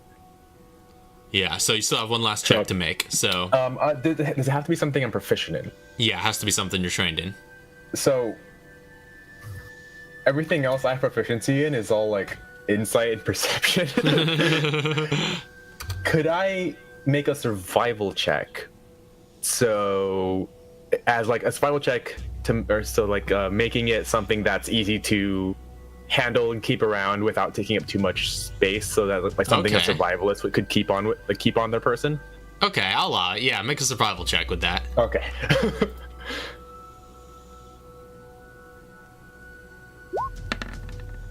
Come on, I haven't rolled over 10 yet. Unfortunately, survival didn't work.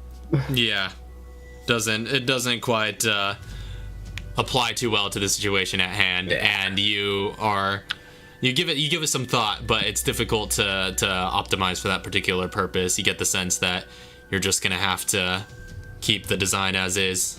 Yeah, what Chauncey posted, or what Doc posted in our chat, I'm gonna post it into the Twitch chat. This is kind of the idea that I'm going for like these little kits.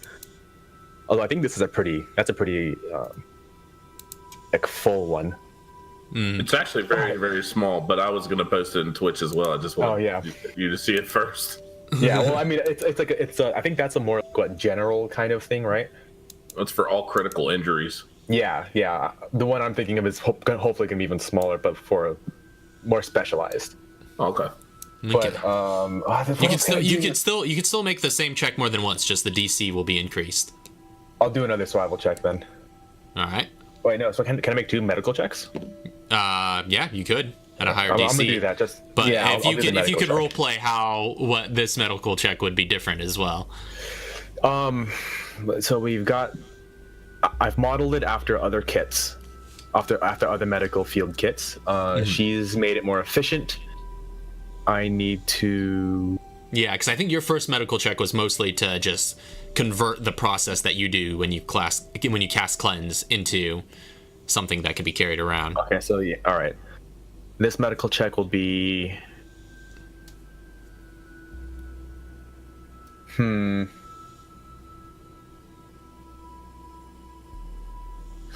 Is there anything happening like bioterrorism wise in the world right now? Can I like field test this?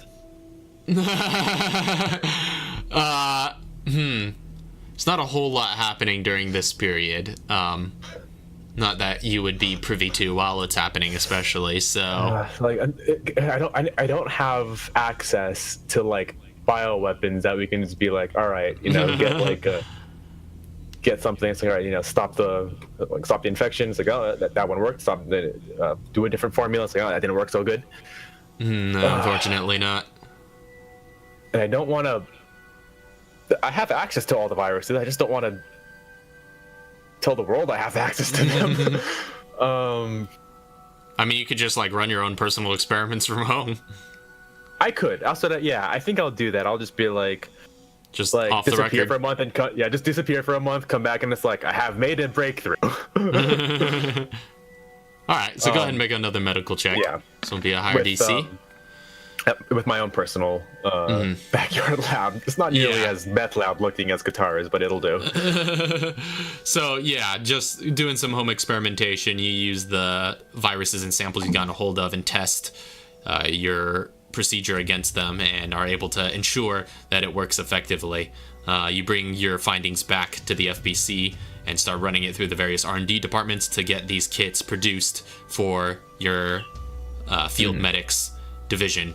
And yeah, sure enough, you could. And I'm trying, if possible, would also try to like turn this into some sort of product, like an FBC product, where it's like other organizations could buy, like we could supply them to other organizations and increase like the FBC's like,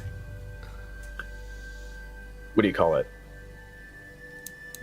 Not their Like status, 'cause revenue. they've already, yeah, well, the revenue and like, you know, they're kind of like they've got more in the game now, and Yeah. Okay.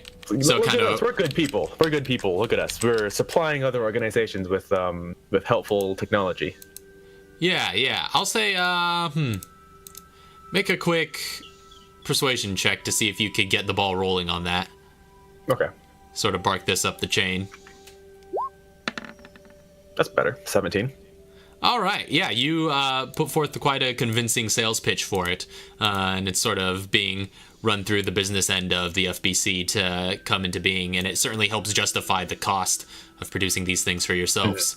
And like during the meeting, I'm just like, I literally joined this organization with this as my sales pitch, so it's happening. Get over it. Yeah. So you are Okay. able to get those produced, and That are probably you takes, sort like, of a good 9 to 8 months on its own. Yeah, so you're kind of able to, you'd have to acquire some supplies, and basically you would just, you know, kind of like how you likened it to spellcasting scrolls in D&D. You're basically, you would have to, over that time, start casting cleanse into kits and sort of storing them like that way. And you could probably Thankfully- teach Joan how to the I'm procedure definitely as well, gonna- so that she could help. Yeah, I'm definitely gonna help teach her how to do it, and give her like proper training and everything, and hopefully she's able to like supervise some of the other medics who are doing it. Like maybe they're not high enough level, but Yeah. they at least can help with the process without having to like. Yeah. Just give assistance. Yeah. Yeah, she's the only one high enough level to cast that as well. So she's kind of your main go-to in actually creating the products, and you know. But of course, the FBC is funding the whole thing, so you get that done. So the cleanse kits, the FBC field medics are now equipped with cleanse kits to be able to sort of delay the infection process and get rid of other infirmities. So. On the field. So does that affect my income at all? That doesn't affect you. That's taken out of the FBC's budget. Well, all right, but like, yeah, so they're gonna pay for the ingredients to get it, and then I can cast it. Okay. Exactly. All right. While I'm there at the FBC, while I guess this is happening in the middle of doing all this stuff, like all of my submissions have been proposed and everything. I'm gonna talk to Lansdale. Right, quick. Okay. If possible, I would like to Try and get like a meeting with a them. meeting. Yeah, I would like to inquire about getting a hold of them. Okay. You have to go through quite a few assistants and red tape and whatnot, but you are eventually able to get a brief encounter with them, given your status. So, yeah, you do approach Lansdale. Well, while I'm trying to get his attention, I've also submitted a application to like gain, what do you call it? Like management over Chauncey's old team, if possible. Okay, so that's kind of going through. And when I meet with Lansdale, it's like, director. Yes, Chauncey. Right, he's director, right? Yeah. Okay, yeah, director. No, that's it's Emil, actually. Or, sorry, but- Emil. Sorry. Slip of the mind. That happened. Well, yeah. I just had Chauncey's name highlighted on a separate note. So Nice. So no, actually, I'm Emil, but it is about Chauncey. May I ask, sir, why did Chauncey leave our organization? I'm good friends with him, and he seemed quite emotionally disturbed when we left Terragrigia. yeah, so it was quite a interesting scenario, that one. It seems he was a little flustered over the way things ended with that mission. The target, as you well know, is presumed to be KIA, and was not able to successfully retrieve him. And he did approach me afterwards in regards to the situation, and perhaps my reprimanding may not have been as friendly as I would have liked it to have been, but he seems to have taken it pretty hard, the loss of that life. It seems he has. Permission to speak freely, sir. Yeah, well, permission granted, Emil. I'm no fool. And I understand that Chauncey was a key instrument in what happened in Terragrigia. And Chauncey, if you forgive me for saying this, sir, but Chauncey was a hammer. Seems like what you need is a scalpel, sir. And would that be you? Are you offering to be my scalpel? I am a very qualified medic. I am very handy with a scalpel. And what all would that involve?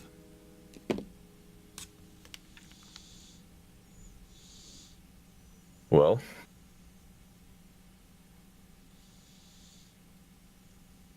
nothing outside of the normal, sir.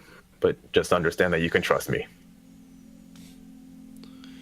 I do already trust you a great deal, Emil. And I hope I can continue to do so. Yes, sir.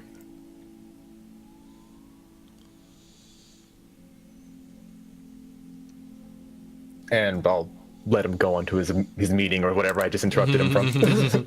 Yeah, so he continues onward. You guys part ways. So is there anything else Emil's going to be doing over the course of these 9 months? Yes. Oh, I think I'm halfway through my notes. Oh boy, you better pick it up. We got to get going. Yeah. So, and then I'm gonna talk to Scalvo. Well, actually, how does that go through with my application to gain management over Scalvo's team? It doesn't seem to go over very well. They're interested in keeping the divisions quite distinct. Okay.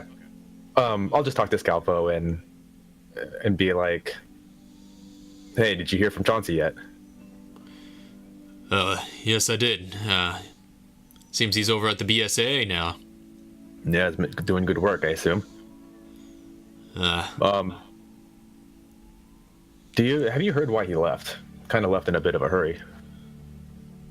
Left you guys a bit high and dry, from what I understand. Yeah, there's lots of rumors circulating around. He leveled with me a little bit last I talked to him, but not sure if there's anything more I can say to you. No, there's nothing you need to say. Just know that Chauncey's a good man, and I hope you know that I'm very good friends with him, and hopefully we'll be able to keep this kind of relationship going. Understand that he's still, he has some available contacts here. Regardless of what, the people up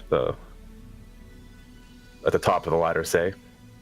Between me and you, Chauncey still has Chauncey's word still means something. Yeah, I'd agree with you there. Yeah. Well, I'll leave you guys to it. Very well. And you sort of go on from there? Yeah. I will, okay, let's see what else we got here. Oh, call up Kevin. Okay, so you get in touch with Kevin over the course of these many months. Actually, I assume they would have called me because I asked them to. That's true. It's true. You did put in that request, and Joan made sure it was known. So yeah, Kevin, you did hear upon your exit from Terragrigia that you should probably get in touch with Emil, and he's looking to catch up with you. I sit on a couch I have, and I take out the phone and I dial him up. Would I have his number? Mm-hmm. Okay, I dial him up and I call him. Hey, Kevin. Hey there. This is Emil. Yeah. Thanks for getting a hold of me. You made it out of Terragrigia safe. It's good to hear. Yeah. Most of the time I was just stuck in HQ. It was kind of boring, actually. On event.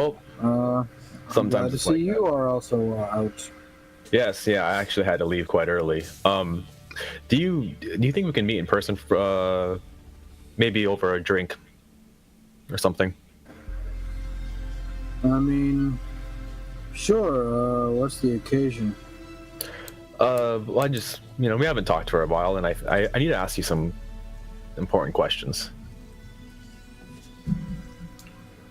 I mean, I don't have anything going on, so sure. All right. I could use a drink anyway, honestly.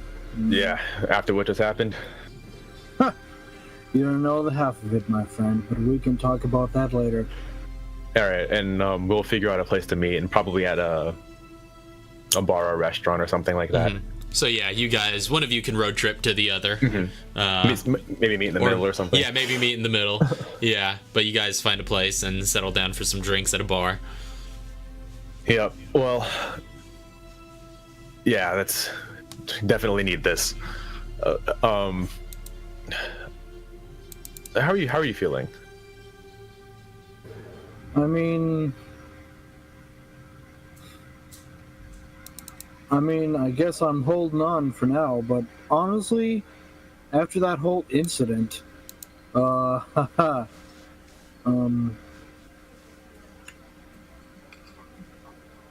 that whole incident in Terragrigia, my girlfriend left me. Oh, wow. It's pretty rough. Yeah, so I'm hanging in there. Well, But it's good to see you anyway. yeah, it's good to see you too. It's been a long time. It's like, yeah, it's been quite a while. But how are you feeling about like the field work and everything? Is that your first time out with the, what was it, TerraSafe? That was my first time doing some actual field work. I mean, I was expecting it to be a little bit more interesting, but yeah, That happens sometimes. Would you like to do some work as an engineer? I remember you were quite handy when we were in Raccoon City. Well, thank you. He gives sort of a smarmy smirk. he enjoys the compliment very much. But he says, sure, Emil, what do you got in mind? Oh, I'm in need of some engineers, and engineers that I can trust. I've got some projects that are going to be going, they're going to be coming around, and I trust that, of course, which is why I needed to ask you in person. A lot of these projects need to be a little on the down, a little confidential, if you understand. He raises an eyebrow and he looks around, and then he leans in close and he asks, "You're gonna have to be straight with me here, Emil. What exactly do you want?" I need an engineer, somebody who's good with constructing lab equipment. Lab equipment. I know you're. Well, I don't mean to bring this up again, but I know that your father worked with Umbrella, and I know that he has his certain, because he was an architect, right? Oh yes, he was also a pretty talented architect. God rest his soul. And I'm hoping that maybe you can help me with some of these things, and if he has other engineer friends or other architects, I could use some help. You know what? I think I'll take you up on your offer. Yeah. Yeah, I mean, Thank you. It seems like an opportunity. Yeah. We'll be doing good things. Did your dad have any like friends, powerful friends who might be able to contact, if he had any friends within Umbrella or kind of in his same position, they were just hired to do what he did, hired for their skills? I would appreciate it.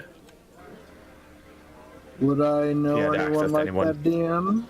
Would I have to make a roll for that? You would know at least about his association with the Trevor family, who did quite a bit of architectural work for Umbrella. That's the biggest name you know. Would any of them even be alive?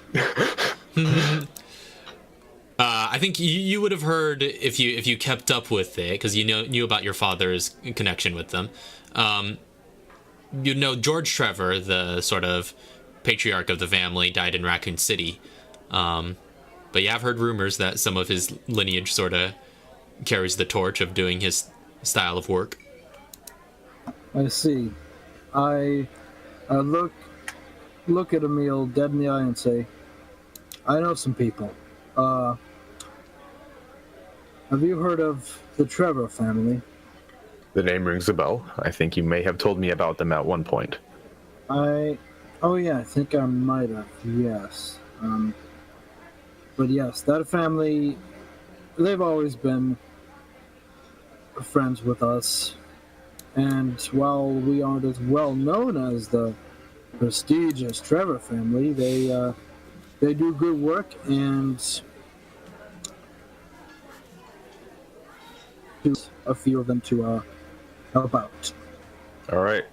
Well, thanks for all that. Actually, that really helps.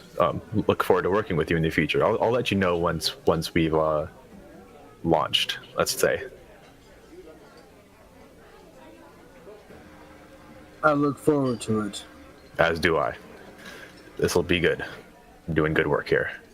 He's gonna like shake his hand and like stand. All right. Kevin also shakes his hand, and then after he takes a quick shot, he stands up.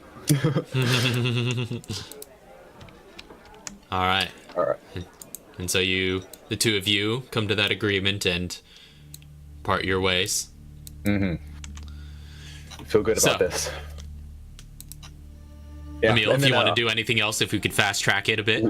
Last thing, I've got some research to do. Okay. I've actually, before I do that, I need to buy a whole ton of ingredients. All right. What sort of ingredients are you looking for? So, how much do chem fluids and materials cost? $50 per.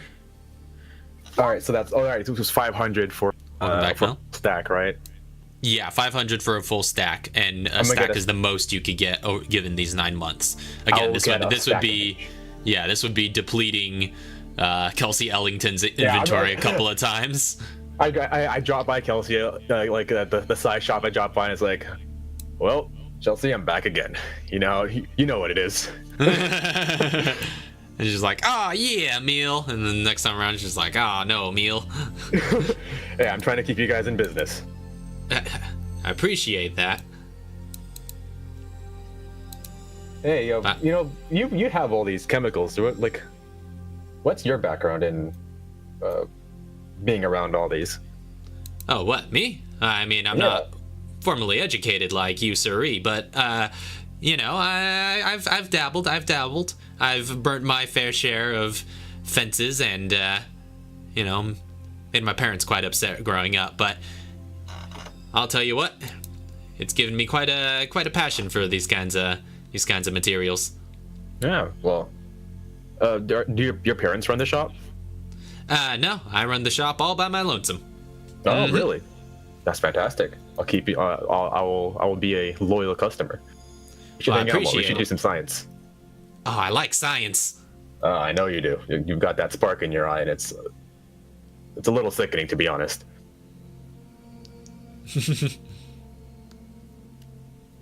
And I'm gonna purchase all of her Yeah. fluids and materials. So you're able to get that over the course of the 9 months. So that's you can mark that off. $1,000 down, right?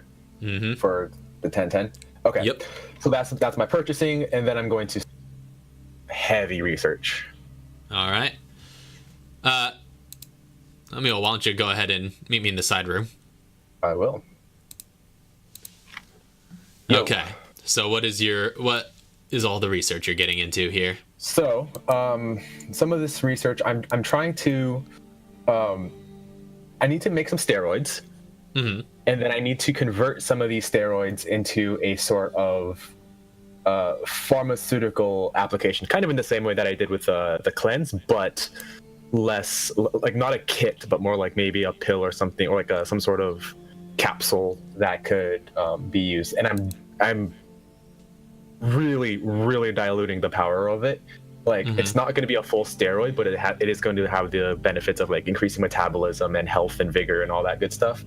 But because the steroid is based off of illegal research, I am being very careful with how I am going about synthesizing a kind of equivalent. So I'm not exactly using like a virus, like the steroid uses a straight up virus to give all these effects. I want to try to find a synthetic alternative that give the same benefits as steroids. So I want to do some research into how the steroid works on like the body's system, and then try to imitate that with readily available pharmaceutical drugs. All right. I'll say first off, go ahead and make your crafting checks for steroids you're trying to make. Yeah. Oh, I had to buy so much. But I think I'm gonna. All right. So steroids is DC 20. How much does that cost per? It's 2 each. It costs right. two things each. Here we go. Nope. You'll lose the first batch, unfortunately. That's my second natural one this freaking session. Oh, all right. Yeah. Running it again. All right. Like, no, that's just nope. That didn't work at all. Nope. Nothing happened there. First batch is ruined. What?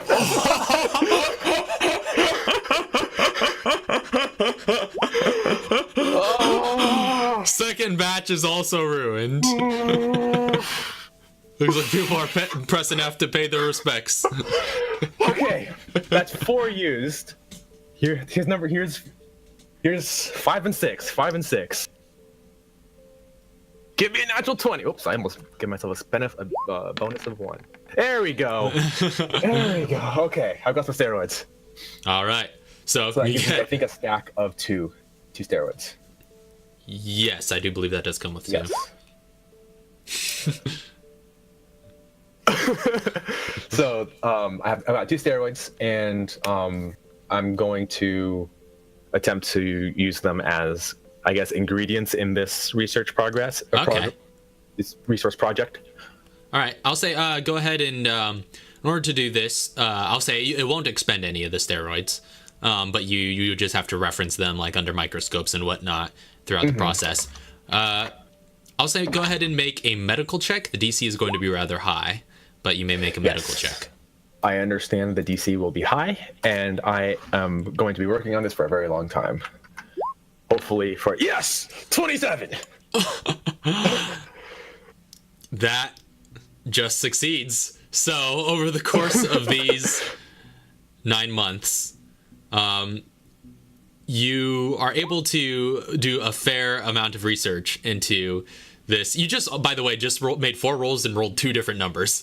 That's true. 1-1, 19. But yeah, you were able to do a fair amount of research over the course of these 9 months. and you are able to get down to the gist of what makes the steroid tick particularly, and how the virus in Katara's blood reacts in such a way as to create the effects in human biology that it does. And attempting to isolate that, you begin researching into synthetic means of replicating the effect without using the virus per se. But it gives you a huge starting point and a huge advantage in assembling that information. So it'll still take some more time, but you know you're able to do it, and you know, given time, I can do it. You know you can do it. Yeah. So now it's just you just need time and resources. Now it's the busy work of like actually producing this as a potentially as a product. Yeah, which will require a lot more time and a lot more money in resources and lab equipment that you do not have. Yes, and I am working on that. So that's what Emil gets done in regards to research. That is, and I'm going to, if possible, I know I've got some samples of Archaea's blood around here somewhere. I'm also going to start research on her physiology, and I want to see what makes her kick and why she's aging twice as fast, and see if I can do something to slow it down. All right, I'll say you can make another medical check for that as well. That's normal, a 19. Okay, you begin research into it, and you start laying groundwork for deeper research, but unfortunately you don't make much in the way of progress outside of what you've already discerned. You've already taken a good few looks at her blood samples, and it's still quite an enigma to you, but you're starting to lay the groundwork and starting to formalize some notes in order to start cracking this code. Yeah. And the more I look at it, hopefully the less mysterious this will start looking. It's just like, why? I don't understand. This is wrong. So, okay. Is that everything? That is all of the research that I have to do. All right. Back to the table. Mutations like that. All right. Hello. So, last but not least is Archaea. What is Archaea all going to be doing over the course of this? Actually, I just remembered there was one more thing I needed to do. Okay, what's the one more thing? Drop by Katara's place. Oh, yeah. Okay. Bop. Hello. So drop by Katara's place, and it's like, hey, Katara, how are you doing? You know, I'm doing all right. So, how's your friend doing? I talked with her a while ago. She actually helped me on a project. Friend? Yeah, Nuria, right? She's like drinking something and just kind of like takes. You've got like a champagne glass. Just fancy. I'm sorry. Yeah. Okay. Yep. I'm good. So yeah, she's doing great. She's doing better. I hope. She was pretty sick a while ago. Yeah, she's doing fine. She's still in recovery though. Oh no, it's. I mean, well, you know at this point that she's been in remission for some time, but you know obviously it's still something that she might have to struggle with for a bit. But she's doing better, but not completely cancer free. Yeah, she's doing better. It's not really, remission. Yeah, well, yeah, I know how that is. Well, I'm glad she's doing better. I'm wondering if there's something I could do to help. I feel like with all this knowledge I have, but maybe there might be something I could do to help her, potentially with her problem, with her cancer. Mm-hmm. I'm wondering, would you be all right if I had a look at her, see if I can do anything to see if I can get rid of anything? I just feel like I could do something to help here.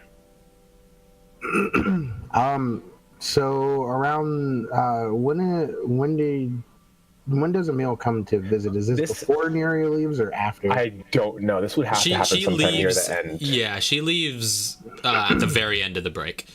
So in Okay, February, right before the end of the break. Yeah. Okay, so could we essentially say that Nuria is here and would that be okay? Or yeah, for sure. Yeah, so she can, since this directly involves her.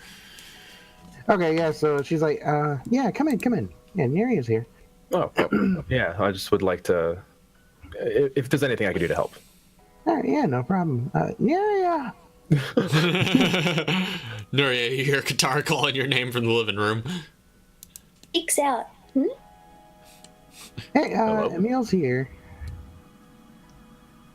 Oh, you haven't really changed at all. Me? He gets a full head of gray hair. There was that now. Other than Oh, yeah, that. Yeah. I stopped dyeing my hair a long time ago. you're dyeing your hair? Oh, yeah. I mean, my hair's not naturally that color on its own. I'm getting old. You're that old.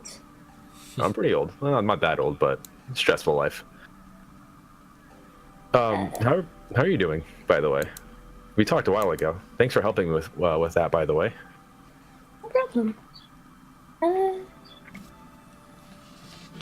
Yes, I'm doing alright. Better than before. Not perfect, but It's always good. I was just asking Katara here. Maybe I'll ask you because I guess you are the patient. I'm wondering if there's anything I could do to help you, seeing as I am, a doctor, and I feel like I'm pretty close to Katara, your friend. So I'm wondering if there's something I could do to help, if you would allow me to. she takes a second to look at Katara with a cute, confused expression. Looks back at Emil. She's just drinking whatever it is she's drinking. She's just like, she gives you this look back that's just like, you can tell she's like, doesn't know. I don't understand why you guys are giving each other looks. Am I missing out on something? I have something in my face. Would you like some looks a lot champagne? better. Your looks a lot bigger. But I'm not sure if you can help with anything. We have a local doctor and hospital. Is there anything you could help with? All I'm offering is that I do have knowledge available that other doctors may not have, and looking at Katara, it's like I do have some avenues that are available to me that may not be available to you through the local market.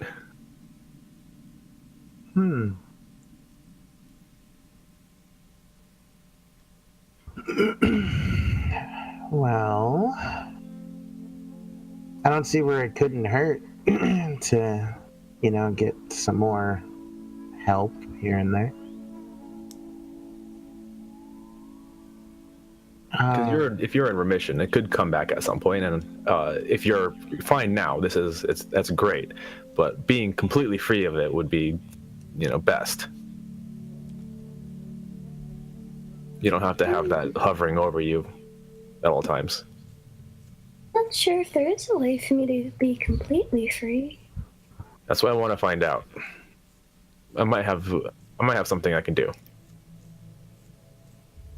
Well, alright, I'm open to the suggestion. All right.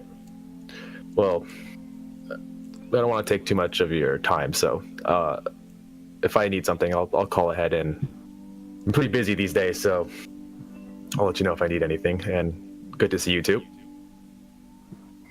Yeah, you too, Emil. Yeah. Hoping everything's going good with you. Oh, so busy. Yeah, me too. Yeah. All right. I'll see you guys whenever I see you next. Yep. Mm-hmm.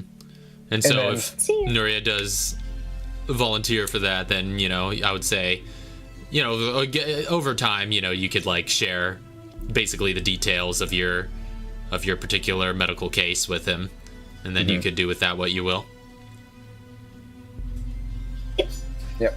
We'll probably talk over this next week, I guess. All right. So. See what he gets out of this. All right. So. All right. There's one more thing I need to do, but it can wait. Yeah. So Arkea, what are you doing over the course of this break? Really quick.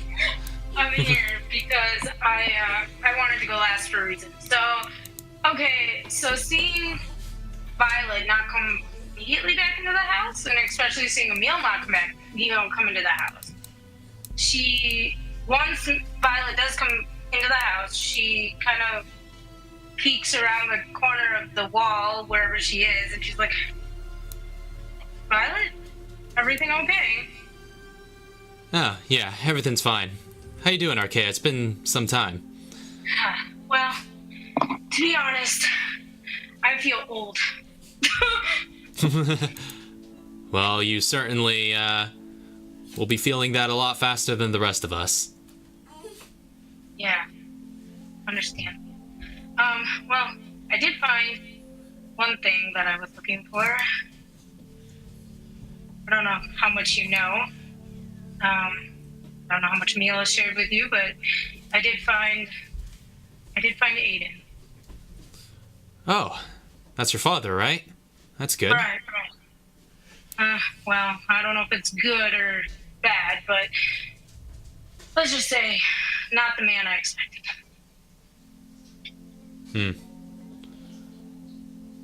But anyway, so those schools that I asked you to look up for me.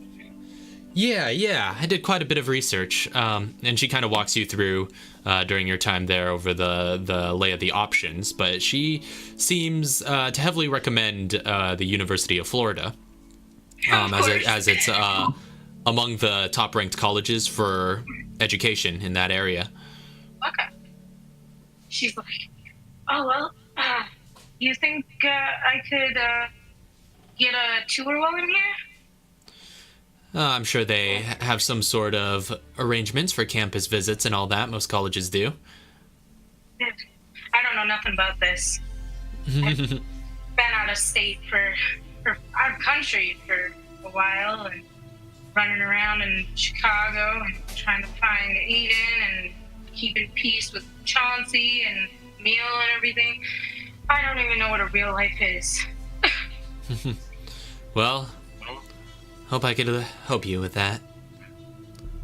Well, she kind of tears up a little and she's like, you know, Violet, it's interesting because I never really had a mom.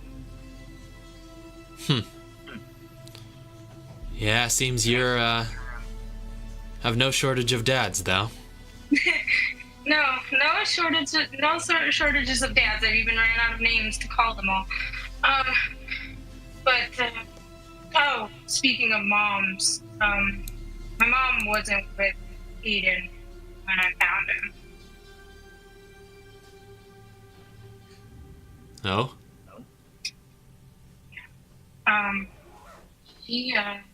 She died in Raccoon City. Oh, I'm sorry to hear that. Yeah, I was looking forward to having an actual, having a mom.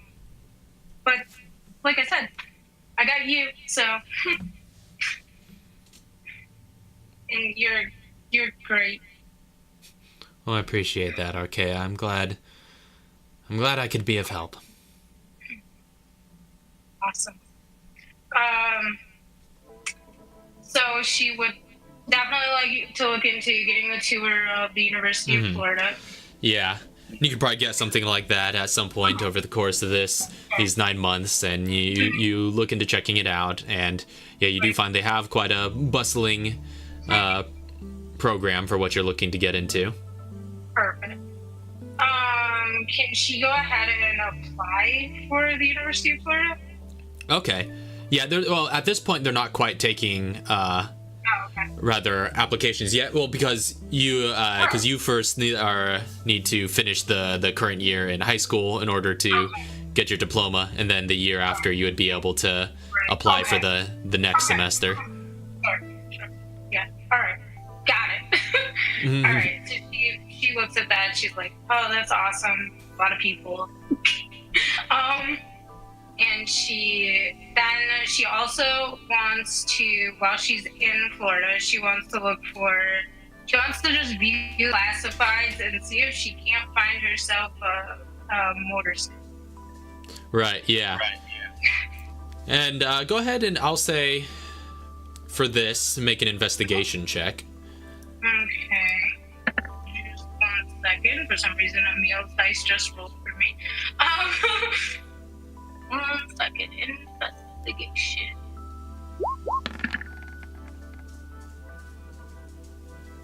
Too bad. 12. Unfortunately, you don't seem to find much in the lower price ranges. The best you could get is 1992 Yamaha, but that'll even cost you $4,000 used. That's fine. And all That's the fine. while, are you going to be like looking for work and whatnot? Yeah, of course. Looking for like, odd jobs around, wanting babysitters or, whatever. Yeah, you over the course of these 9 months are able to do some odd jobs here and there, and it's enough to provide you some semblance of income. Okay. So now, that's pretty much all she wanted to do during the 8 months that she was with Violet. So at the end of the 8th month, she kind of says her farewells to Violet. Oh, before that, anytime during those 8 months, was she able to get in contact with Aiden again? Yeah, you do get like another dead drop phone at one point and are able to resume contact with him if you so choose. All right, she's going to actually, let's say it was like middle of the 8th month, she calls, she sits on Violet's porch and she calls up Aiden. She's like, Aiden. She calls me. Does he answer? He doesn't answer in this particular time, but you are able to leave a message. Sure. She just says, hey, Aiden, I need you to call me back ASAP. Please call me back. And she just kind of waits on that. Okay, so he would eventually call you back, and what information are you looking to relay to him? Well, she's just like, hey, Aiden, I'm putting this thing together for Mom. I want you to be there. I understand if you can't be there, but I really would like you to be there. I know she meant a lot to you.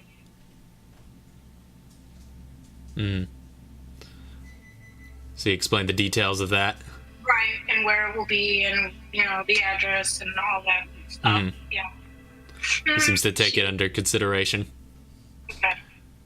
So then she's, like I said, at the end of the 8th month, she's going to say her farewells to Violet and get on a bus to go home. Okay. So you're able to get back to Chauncey's place in Stony Brook from there. She goes to the church, and she talks to the minister about doing a service or a memorial for Hugo.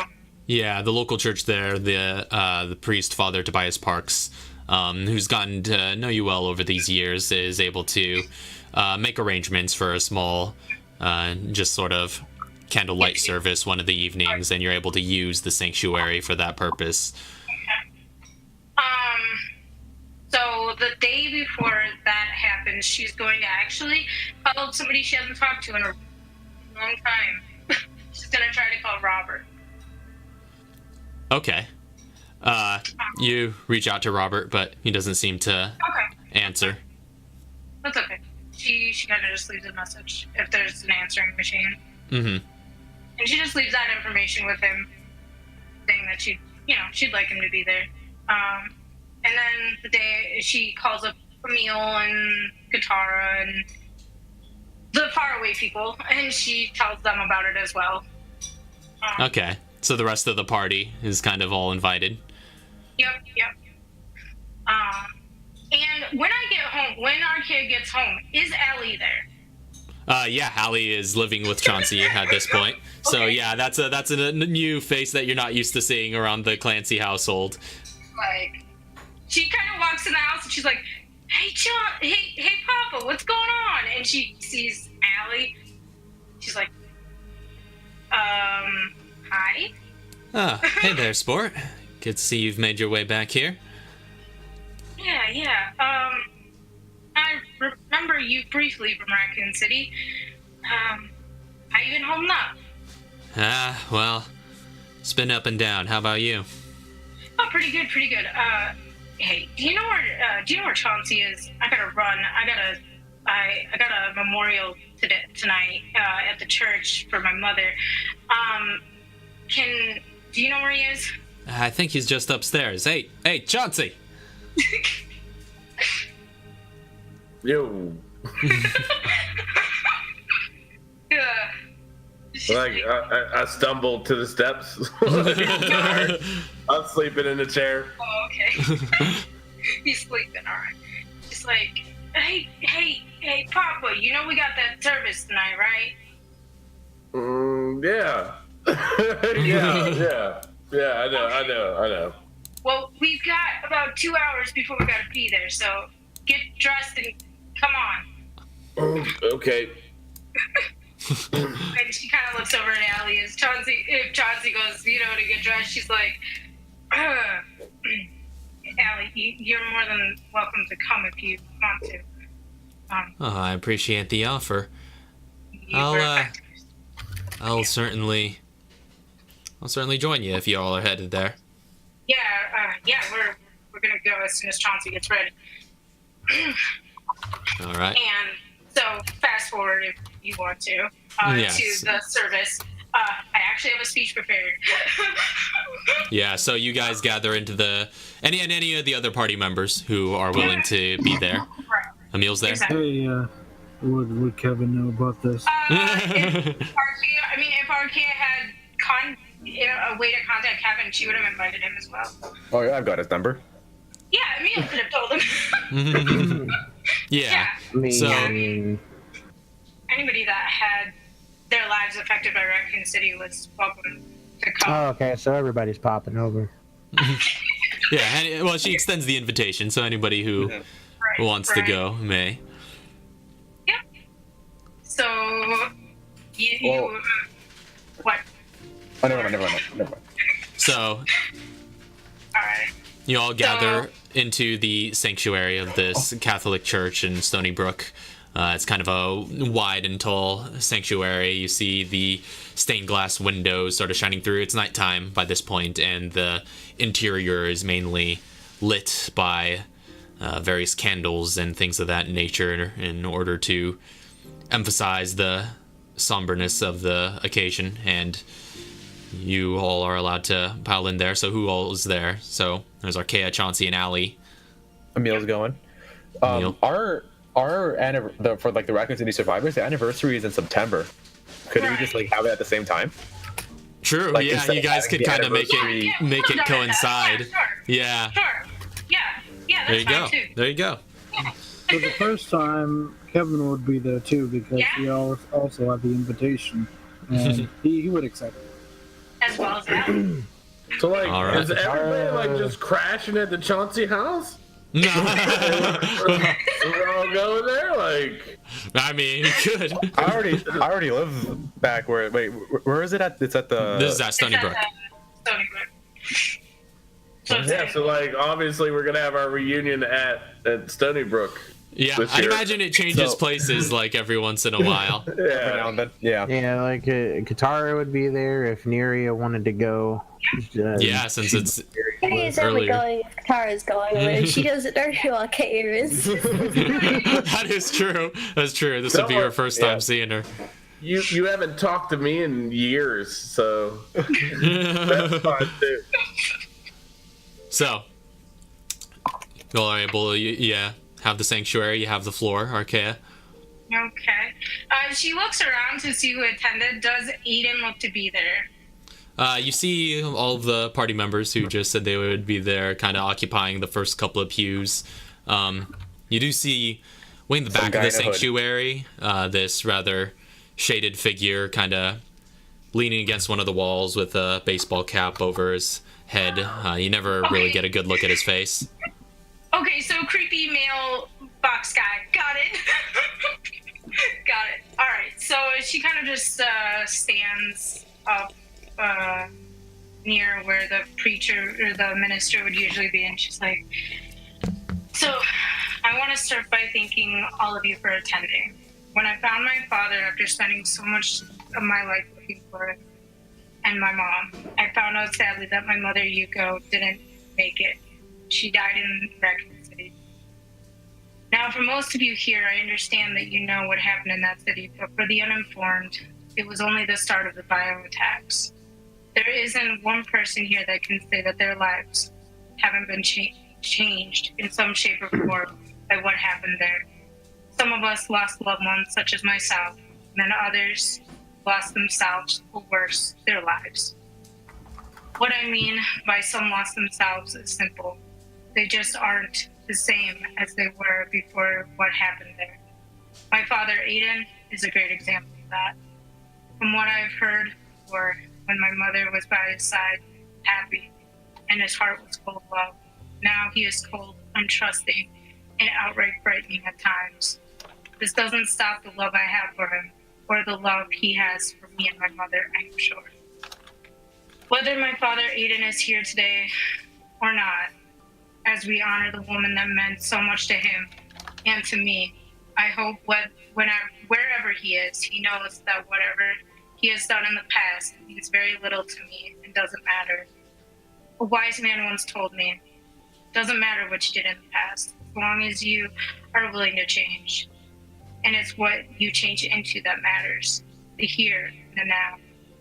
Aiden, wherever you are, here or out there being a leaf on the wind, know that who you are and what you do now is what matters. And most importantly, know that I love you. Back to my mother, Yuka. I'm not sure what to say about her since I don't know her very well. All I know is what my father told me about her. He said she was a warrior, always standing up for what's right. That's where I think I get it from. I always want to do what's right, right by people, even if it will hurt me in the end. Sadly for my mother, it didn't end in hurt, it ended in death. Somehow I know she's watching over all of us, including you, Aiden. And she is smiling and sharing her love with each sunny day, as well as her sadness when it rains. I believe my mother is a hero and died believing in it for not only me, but also for everyone.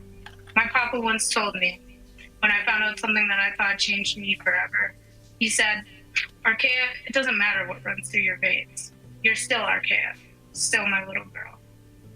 As I journey forward in this crazy thing called life, I know that I have people that love me, here or not, alive or dead, and they will rest within my heart forever. Yuko, Mom, just know that I'm not alone. I found Aiden. He's a little faded, but I love him, and I will do the best I can to take care of him. I have many people that love me like family, but I won't forget you. You will always be in my heart. I love you, Mom. And then she's like bawling by the end of that. And you see the figure in the back of the sanctuary, never just leaning against one of the walls, never really faces front, just kind of keeps his head bowed. And by the time you wind down your speech, you see him exit out the front door. Would it be possible to follow him? Do you follow him out? You did try to follow him? Yeah, I will say, all right, make a, I guess I'll call it an investigation check to see if you could follow him.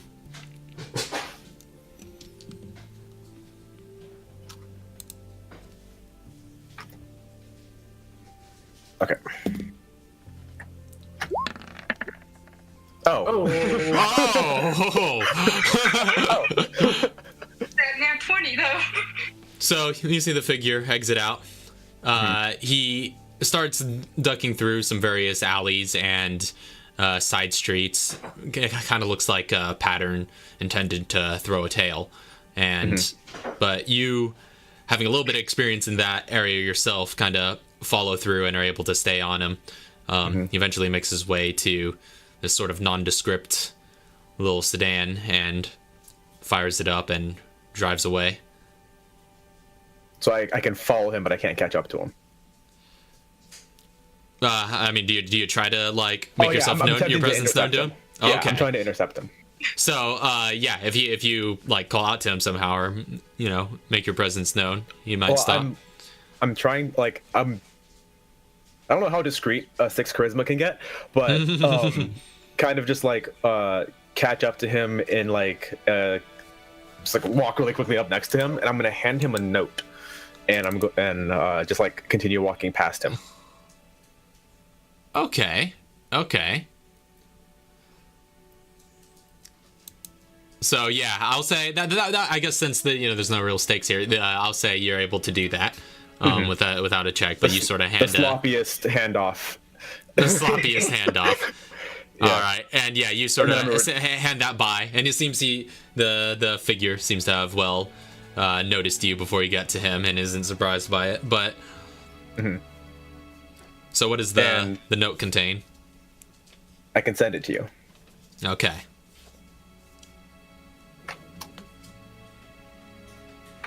And I'm gonna make it back to the church. All right, so you make it back to the church. There's the others seem to still be gathered there, and sort of an atmosphere of, somberness and reverence, and your friends seem to still be there, catching up. Now, real quick, because where Chauncey would have been in the church, would he have seen the dark figure? Just at least give him like a head nod, like that's all I want. Is like, yeah, I would recognize say he's there, look at him, give him a nod, and like go back to paying attention to what Archaea was saying. Yeah, I would say with your situational awareness, you could notice him pretty well enough sitting in the back, or standing in the back. So yeah, you do give a nod of acknowledgement. And if that's going to be the last thing that Archaea is doing, Okay. then Yeah, just one more thing. Really quick. It'll be really quick. Since that was in September, and she got in contact with Aiden, would she would still have contact with Aiden throughout the rest of the time, right? Intermittently. Right. I mean, Yeah, not the entirety of the time, but yeah, like No, of course not. maybe like once a month or so, you could get in touch with him. Right. So the month after, she just wants to give him like a really quick call. She's gonna be like, Eden, was that you in the back of the church? And yeah, he would answer your call. He just says, "That was a very moving speech you gave, Archaea." I'm glad you came. Well, I'm glad there's somebody else who wants to remember her as much as I do. Well, like I told many people before, not short on fathers, short on moms. Yeah. She'd be really proud of you, Archaea. I hope so. I lived through her image, as much as I can from what I know.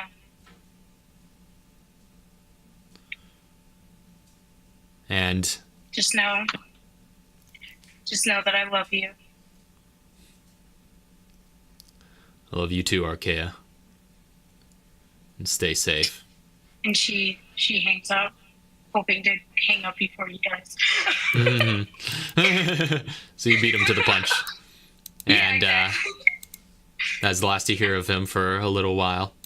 So, with that, that's going to be where we place our midpoint break. So we'll be back here very shortly. Don't go anywhere. We'll be back in a jiffy to pick up at the end of those 9 months. See you guys in a little bit. Shall we get back into the role play here? Are we all here? I believe we shall. Do we want to start with just like a quick Yeah, Chauncey description. Hold on. because Doc was also saying there's like a little bit of some RP that would have happened when everybody's all meeting each other again for the first time. Gotcha. Well, we'll get back in on that, but then we'll get going like pretty some quickly RP. here. All right, so you guys are still all gathered at this time last we left off. Is there anything else you guys want to do? So like, Before we move on here. I just wanted to roll back into my looks. Yeah, so Chauncey looks a little different now. He's gonna have a big scraggly beard. And then also he's graying on the sides, almost like Mr. Fantastic. His hair's a little bit longer, wavier, like he's just been ungroomed for a while, for like 9 months. So like whenever he gets dressed up, he puts it into like some weird ponytail on his chin. And at this memorial, he'll be in like a full-on suit, like looking like he's there to, console people, but But also looking like a bit of a mountain man. Almost looking like a barbarian inside of the suit.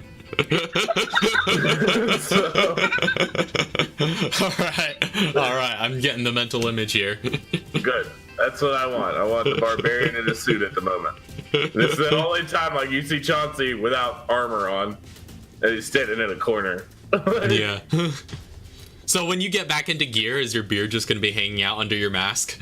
Yes. Like yes, you just see it sticking out, like Slipknot style? I'm assuming the more and more time that ponytail is going to fall out, you're going to have more and more fluff like starting to spread out from his beard. Because I did tell a lot of people that I was going to go with just a full-on beard. Well, I told a lot of people. I told Lauren I was going to go with a full-on beard. Now I kind of altered it to being like that ponytail beard, like okay. Just like the little knots. I thought it was kind of cool. All right, so that's how Chauncey looks. Yeah. So, anything else going on right now? I would like to walk over to Tara and this new girl I've never met before.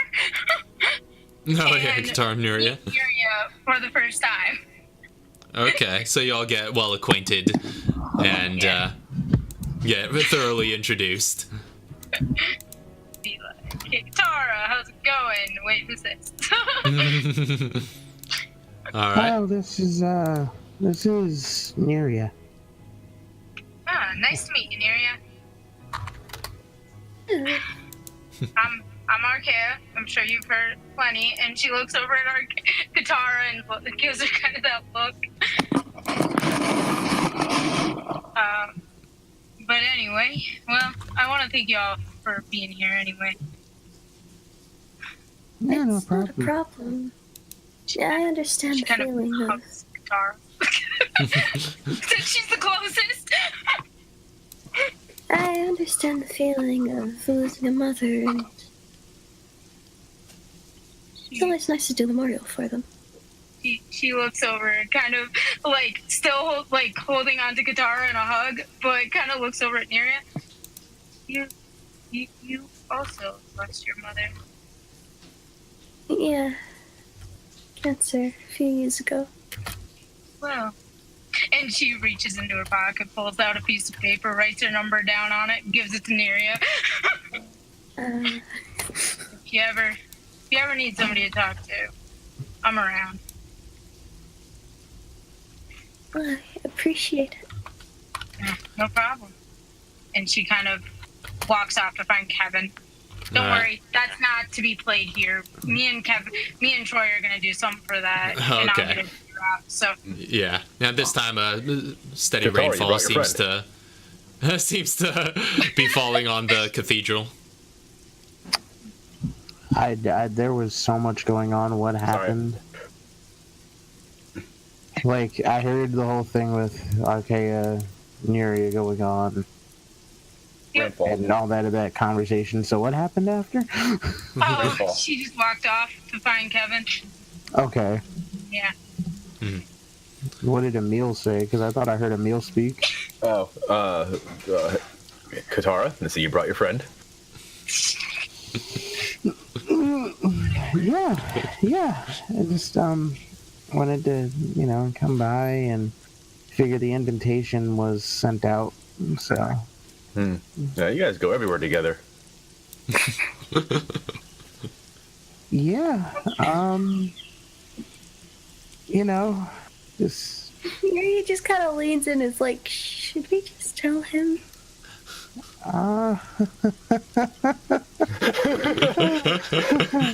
Beginning of Katara's evil laugh.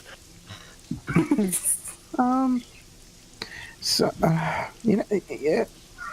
Emil, so So she's my friend, but not necessarily like on a friendship level. Oh, I apologize. Yeah, you're patient, right?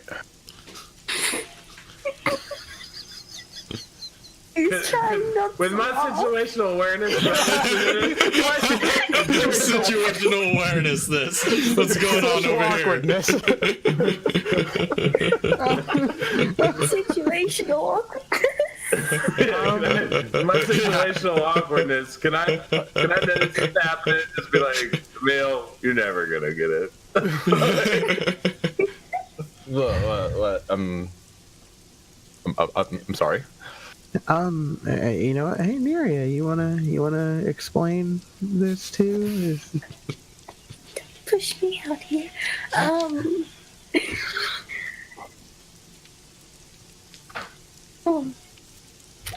Couples, you know.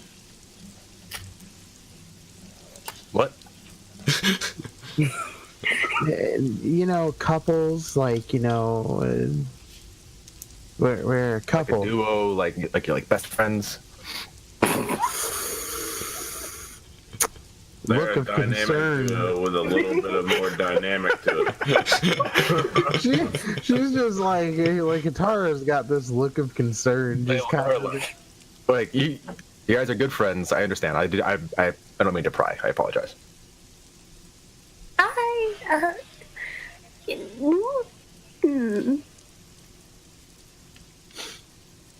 Tense couples. Wait, what did you say? Intense couples.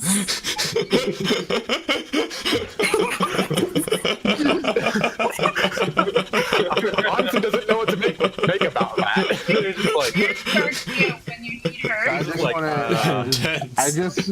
I just want to give this picture real quick. I wish I don't know. I could post it too, but this is her face of concern right now. what is that? Emil doesn't know what to do. Like make of intense couples. He's just real confused and just like. Okay. She I'm just. gonna copy that and post it on Twitch. Yes, please. See, Okay. She just. sit back and observe this. I think it's become very clear what's happening. Like everybody's kind of just been like, ooh. Like, The priest is over there. The priest is over in the corner, just going, ouch. so like Katara just kind of just goes, no, Emil. Oh God, we are. We're dating.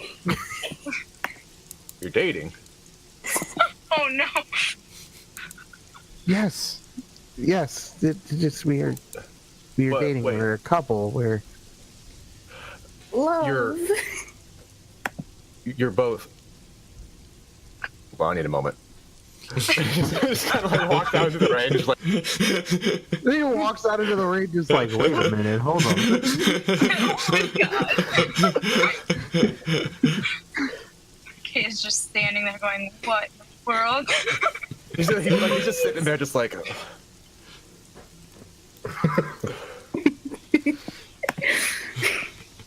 Okay, No. Okay, kind of don't hurt yourself.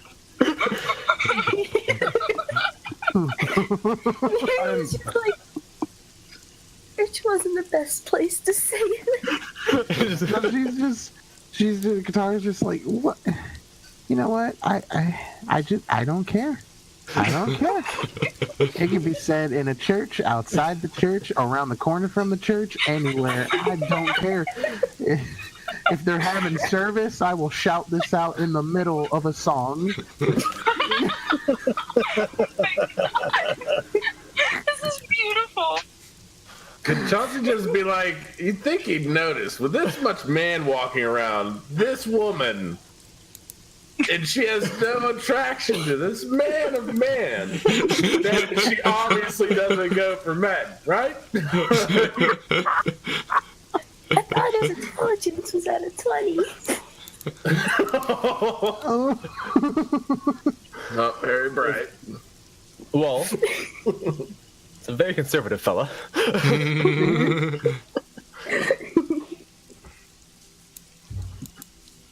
All right, so after all that is said and done, you guys go your separate ways. Into a, So I don't understand. now, quick, is Archaea coming back to the house, or where's she going for the rest of her time? that's a good That was question. never specified. She's Oh like, yeah, because she was supposed to be at Violet's house yeah. Like, during this but- time. And then what happened? We'll Oh, see, because we're still in. originally, Yeah, we're still in the little It was break supposed area. to be at the end when she came back. But we Yeah, didn't yeah. Yeah, sure. remember instead. So probably what happened is that she probably went there and went back. Yeah, And then we'll came drop back you off again at the end. Right, exactly. All Several right. months later. So that all Emil goes can drop by. you off. And at the end of this long stretch, at the end of those 9 months, Katara, you do receive that email. Oops. I do believe I did send that to you, right? Yeah, you did. Okay, yeah, Raph, did you get my note as well? I did. Okay, But you don't hear back about that. I assume so.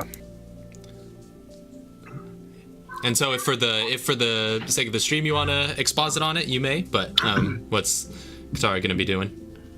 I guess she'll like go back and get like she'll write this person back. Well, she'll write him back and then just be like, yeah, if you're willing, basically like if you're willing to talk, and all that other stuff. I just want to know more about what you're specifically doing and everything else. Okay. That's how she'd like message the person back. All right. Just like, time and place. All right. So yeah, he invites you to meet you at his office out in Harvardville, at the Will Pharma facility that's out there.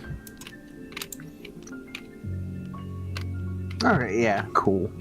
And yeah, you would be able to do that just in the next day or so, or whenever you're available. You guys kind of message to arrange it. Yep. And then she'd likely go through and go to the meeting place. All right, so you head for that area. It's a little bit of a road trip, but nothing too crazy. But you are able to get there. And this is just Katara. You're just going by yourself. She she'd message. She'd probably, wait. Actually, who all has like a cell phone or something? I think everybody does by this everybody time. Yeah. Everybody does at this time. Emil just got a cell phone a month earlier. So she'd message $100 Emil. Emil. Oh, dang it. I don't have a cell phone, I think. I don't have Bluetooth.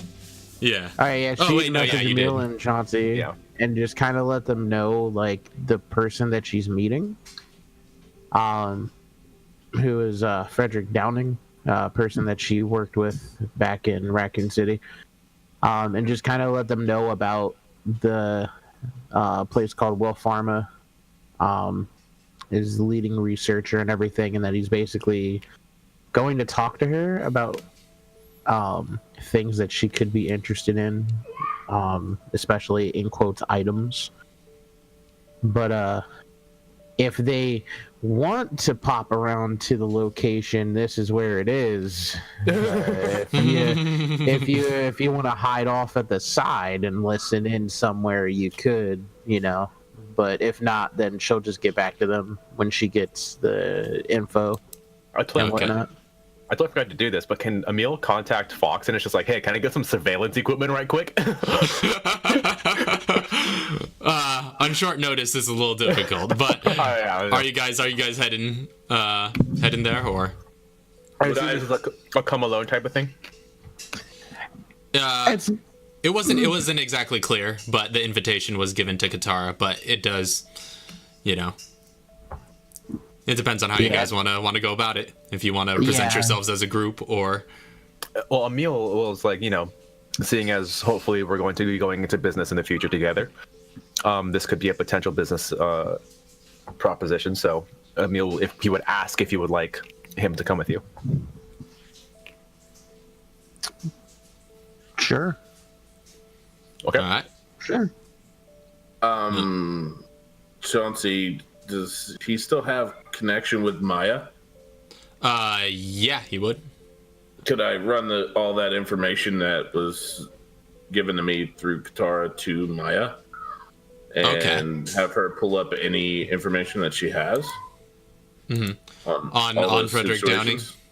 Yeah, and the pharma place. Okay, yeah. Yeah, so she's actually able to give you quite a bit of data on that. She calls you back after running it through some processing, and she's like, yeah, Frederick Downing, apparently, former Umbrella researcher, now working in a high position within Wolf Pharma. Wolf Pharma is quite a large pharmaceutical company these days, and they're securing some government contracts to do further work with viruses and things like that. They're quite reputable, and they have a large facility down in Harvardville. Are we talking like Umbrella kind of viruses? Well, viral weapons, yes, but in a more legitimate manner. They're not in the interest, as far as we can tell, of bioweapons or anything like that. Mostly, the way the governments are trying to, the government's trying to work this is to sort of commission them to work on some antiviral materials. Intrigued. Can I go without letting Katara know, or Emil know, or anybody else know that I was going? So you're just going to the location at the right time and place. Yeah, I kind of want to try to be as stealthy as possible, so I'm gonna put all my stuff in like a briefcase and just like take it with me. This is gonna be fun. In case I have to Iron Man up and save the day. All right. Yeah, it is worth noting you can be carrying your armor without wearing it. It just won't be a personal item. It'll take up inventory space. Mm-hmm. Yeah, so isn't it bulky? Something at home. It depends on the armor type. Yeah, different armors are different sizes. I'm gonna actually leave my Magnum at home. Okay. Oh, I'm not gonna look for ammo. Sure about I'm sure about that. I've found maybe 6 bullets in the last 12 years of having this gun, so and that was the 6 that came with it.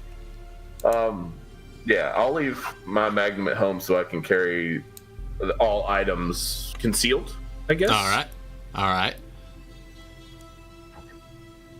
So you're heading there as well? Yes. Just sort of on your own? All right. So just the 3 of you heading out? Mm-hmm. Well, there's 2 of us plus 1 somewhere. That's true. That's true. So Emil and that's Qatar are kind of traveling together. So you eventually find your way out to the city of Harvardville, which is a kind of a small and inconspicuous Midwestern town. The landscape kind of contains a number of boroughs and neighborhoods scattered between forested land.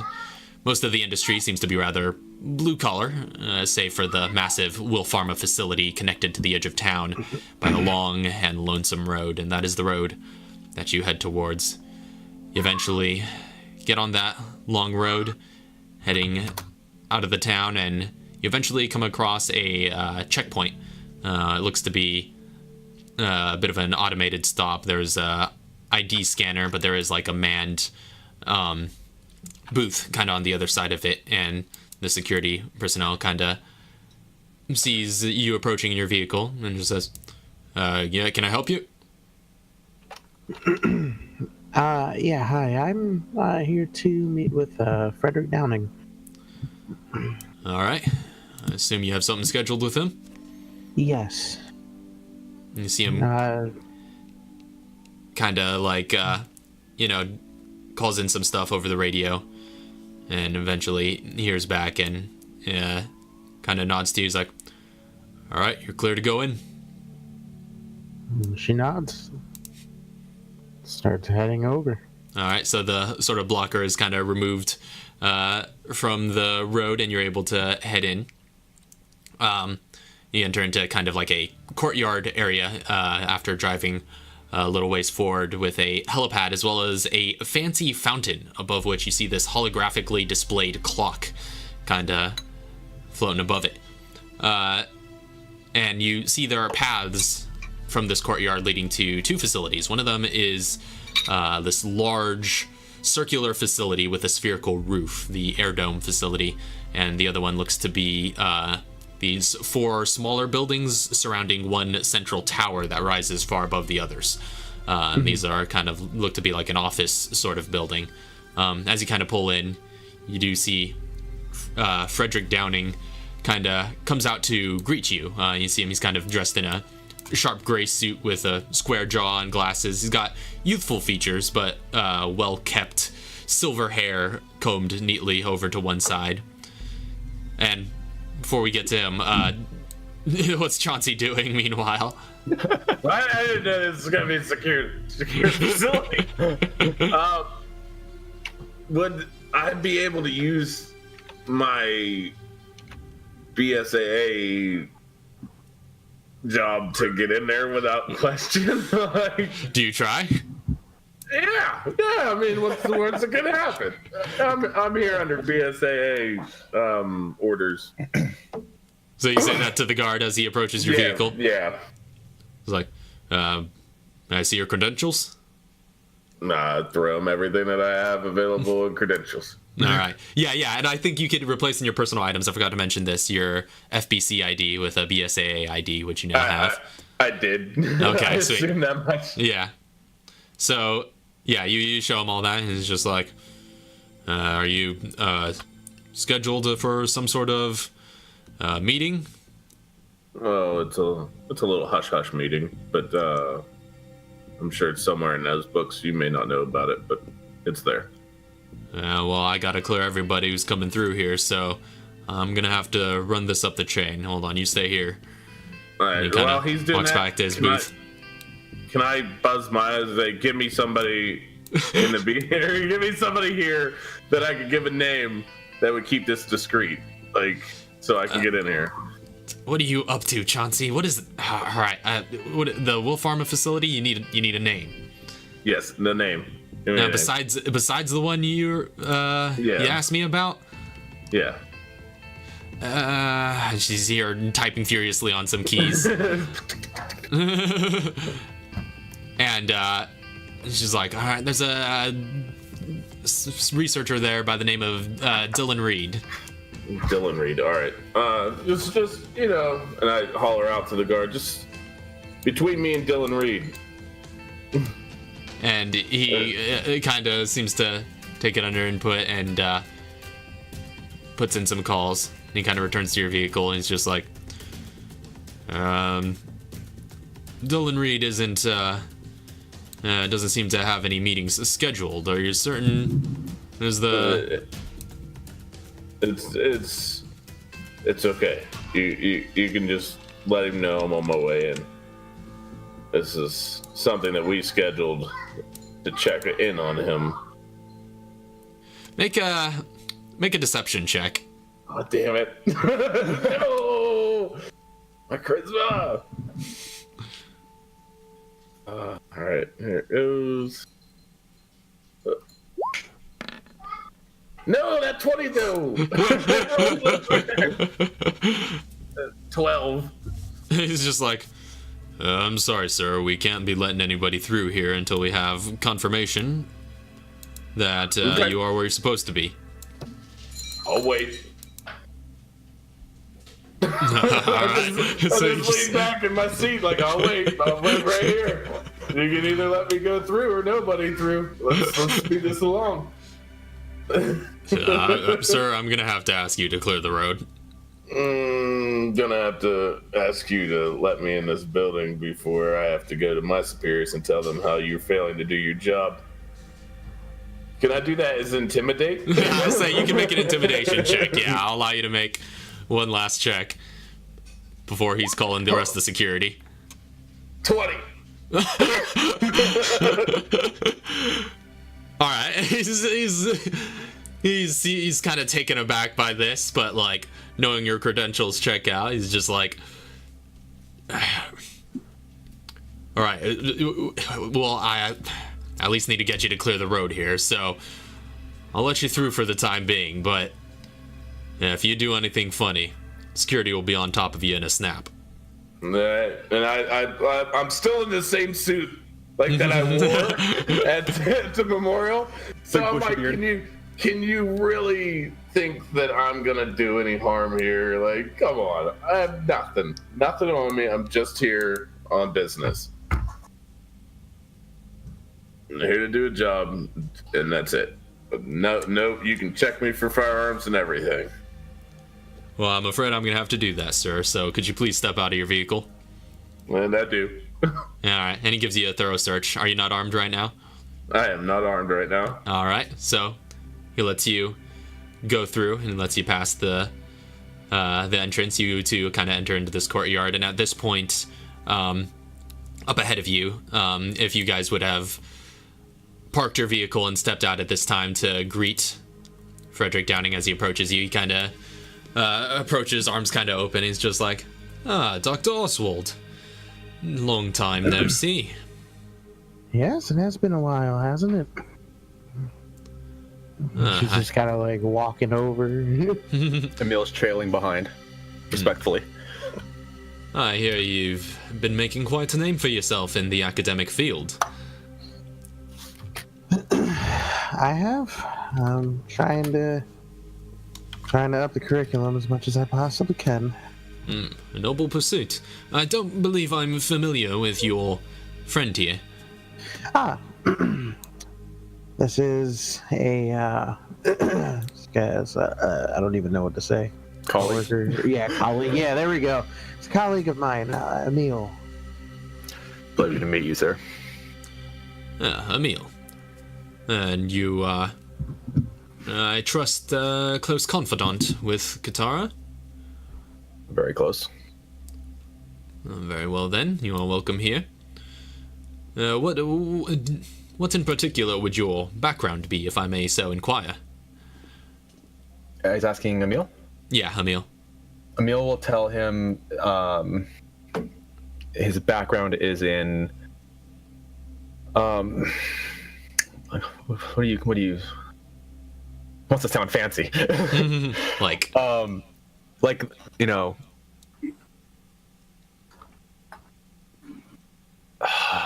what would the medical application of, or like, I don't know, like, you know, like, I just say it's like a freaking field medic. I'm a field medic currently. Started out as an army physician. Do a lot of work now in the same fields as Katara. I see. Well, come along now, and perhaps we shall continue this meeting in the setting of my office. We have much to talk about. And so he kind of leads you towards the air dome facility. And at this point, like Chauncey's vehicle, you see, as you pull up, you see them kind of getting led away. So, like, I can see them being led away? Yeah. Okay, I'm just gonna grab my briefcase and kind of like blend in with like the crowd, just keeping an eye on them and like follow their steps. There's not really a crowd around here out here. It's just like you out in the middle of this courtyard. Can I do that? You know, do hide between bushes and stuff, and like some kind of Sure. act. Make a stealth check. All right, here we go. Oh, 19. Okay. Not bad. Like a ghost. Yeah. I actually think, I don't think any of your passive perceptions even beat that. Just barely. So, yeah, you sneak off between bushes and, various other obstacles and obstructions that you find around the courtyard. You kind of first get out of your, kind of dive out of your vehicle behind that big fountain in the middle of the courtyard. And then as you see them move on to like a little bush and there's little patches of green between the paths that you kind of hide out into.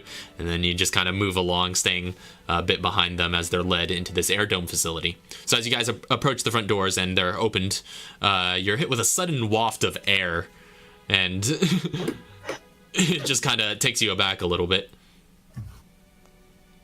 Please come inside. Is this whole building pressurized? Yes, the roof is supported by creating a difference between the interior and exterior air pressure. It's quite state of the art. Indeed. I guess it leaves. Is that cheaper than using a counterbalance then? Perhaps similar in expense, but we are in the business of being experimental here. Fair enough. It is possible that the technology could be optimized for the future to be more cost effective. But nonetheless, you guys enter into this elegant and brightly lit lobby with shiny metallic pillars and clean tile floors kinda lining it. And he leads you past this lobby and kind of through a series of hallways, past numerous laboratories and meeting rooms into some sort of office area. And he eventually brings you into his own office. Heading into the building is Chauncey also heading in as well. Yeah, I'm gonna try to stay like earshot, like where they're more concentrated on the conversation. I'm concentrated on my surroundings and their conversation. So maybe like staying out of view, but like able to. So yeah, you wait for them to like leave the lobby before you head into the lobby, kind of thing, and then like peer around the corner. Yeah, around the corner. If I find like a glass laying around, I'm gonna grab it in case they go inside of a closed door, and I can put it up and listen to it. All right, you keep an eye out for a glass, but it seems the best Asian gear I can come across is all I'm saying. Yeah, it seems. You don't really find one upon this route, but you trail far enough behind, and as you pass through those hallways, again, you're passing by numerous laboratories and meeting rooms, and out you can see kind of through those glass windows into them. You see people busy working. They do it's hard to go unnoticed by them, but they just sort of assume you're supposed to be here. And you just keep on going. Badge at him or something. I'm only here for BSSA. BSA, I'm sorry. Yeah. BSA. So you eventually you're supposed to be there. You eventually notice the others led into the office with this downing gentleman, and the door is closed behind them. Do they have researchers around that maybe using stethoscopes to do anything? Well, you'd have to go into one of the laboratories. Again, you're going by hallways kind of adjacent to them. Can I be peering in windowed rooms and see if I see somebody with a stethoscope? Make a perception check. Oh man, can I use situational awareness? No, you absolutely cannot. I mean, a stethoscope is a medic's weapon. Yeah. What? Just make a straight perception check. Better off looking for a beaker or something. I'm going for stethoscope. I want audio. 11. There's quite a few beakers and glasses like that around the laboratories, but no stethoscope. Okay, I'll duck in and snatch a beaker just in case. All right. I'll say make a. Your stealth check is good to get in, but yeah, this will be a sleight of hand kind of maneuver. So make a dexterity check to see if you could whisk this this away. 19. Wow. Okay, yeah. I'm agenting an unaging class. You make your way into one of the laboratories, and you just sort of again, using the same maneuvers you've been using, just sort of sticking to the corners, manage to quietly, pop one of the doors open, sneak inside, kind of staying low, and just whisk a little flask off of one of the side tables while the researchers are turned the other way, and then you quietly go back out the door with a low. It is all they hear of your presence ever being there. Can I make sure this is an empty, clean one? It doesn't have some virus in it? No, yeah, you just grabbed the one kind of around the edge of the room, and it seems to be empty and in use. On one of the shelves. Yeah. Okay, all right. And then when they go into that room, that's where I'm going to be, is up against the door listening in. Okay, so you kind of put the beaker up and use it to kind of listen in. Yeah. Okay, make a perception check. Is this I'll say. situational awareness? No, not necessarily. Oh, man. All right, 18. Okay, 18. It's a little muffled, but you hear most of the conversation that goes on inside. Okay. So as Katara and Emil are kind of led in, you guys also, I think I lost Lauren on camera. I might have to reconnect. Hold on, I'll just reconnect. You're good. Okay.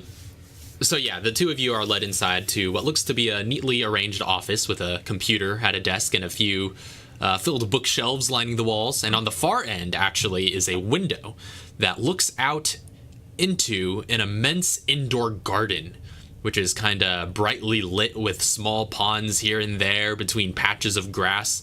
There are a number of vibrant green bushes and trees planted throughout, and there's a large sort of cylinder, this tube rising out of a mound at the center, which looks to contain an elevator shaft of sorts. There are several walkways extending out of this central shaft to the far corners of the chamber. But it's really brightly lit and just this incredible sort of forested scene in the middle of this facility. It's something magnificent to behold. I see now why you opted for the pressurized interior as opposed to the pendulum. This is beautiful. Very. Indeed. We have to keep a very careful atmosphere about the interior. So, now that our small talk is aside, I suppose I could get to the meat of this situation. And again, I ask you, Katara,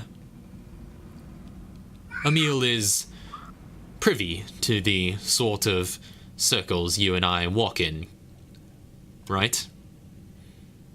She's at this point, yes. And you believe he can be trusted? Oh, of course. Very well. If there is one thing I am, it is trustworthy. So, there are, of course, a lot of things that I'm working on that I'm not necessarily able to share, but for the sake of explanation, I will be giving you some privileged information. And he kind of pushes across like a couple of papers onto his desk, and he's just like, this is just a simple NDA that just says you cannot speak of the details of this meeting to anybody who doesn't need to know it.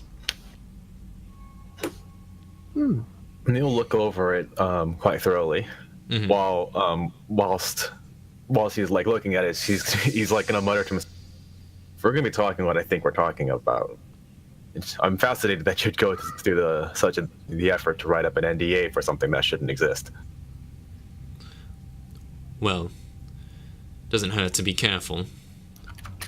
If it were only Katara, I wouldn't think I would need it, but I prepared it just in case. I didn't know if she was planning on bringing any guests, such as yourself. I apologize if my presence is an intrusion, and he's gonna sign it. All right. Also, just making sure there wasn't anything in it that's like malicious, right? No, it looks like a very simple NDA, just enough to cover himself in this meeting. Yeah. Yep. All right, yeah, signed. All They right, call that so a CYA document, a cover your ass document. yeah. Yeah. So he takes the papers and is like, very well. So, some of you, if you pay much attention to this industry, may have heard that Will Farmer is privy to a few government contracts. And I'll say there is a gap in the door, but we'll say it's a little difficult to It's like an odd. yeah, you could get a recording, but it'll be a little muffled. It'll require some cleaning up, but Okay. He's like trying to do like an audio little scope thing. yeah. He was like audio bug. My soldier version of an agent class. I'm just working it. It's so jank, but it works. Jack It ain't stupid if it works. And so he kind of goes on. So, there are other projects that those involved that I will not be telling you about, but one thing that is of concern is the fact that we have in our possessions some samples of the G virus. Are you familiar with the G virus, Katara? She looks at him just like, I don't actually know. I'm pretty sure we didn't get all that info. You're not very closely familiar with it. You do know, just working at the facility where it was created, you would know it kind of by proxy. But yeah, you're not too familiar with it. You just know that it was kind of a passion project of William Birkin, who was kind of the head of your facility. Would I have known that we technically fought a creature like that, though? Because I was going to say, Emil did have samples from you guys did fight one G creature, but I don't think you guys had any way of... Yeah, I don't think you had any way of tying that to the G virus, so you wouldn't necessarily know that you've encountered it, but you are familiar with it. Okay. Passively. So, from our point of view, we have a sample of a virus. We just don't know that that is the G virus. Exactly. We don't have a name for it yet. Mm-hmm. Yeah, so she's just not like, I know a little bit, like very passively. Yes, I'm sure you would have heard about it from William Birkin's ramblings while we were there. But nonetheless, it is not of concern to me that you know a great deal about the virus right now. It is of concern to me that our samples were being transported to this facility recently, but they were stolen on the way here. Stolen. So... Do you have a lot of competitors?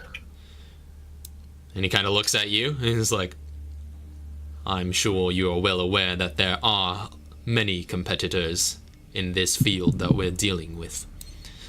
Of course. I know a few of them are starting to drop off the grid. Well, nonetheless, he you see him hit a few keys on there's a desk with a sort of desktop computer. He hits a few keys on it, and he's like, we were able to access some traffic camera footage that seems to have captured the incident. And he turns the monitor over to you.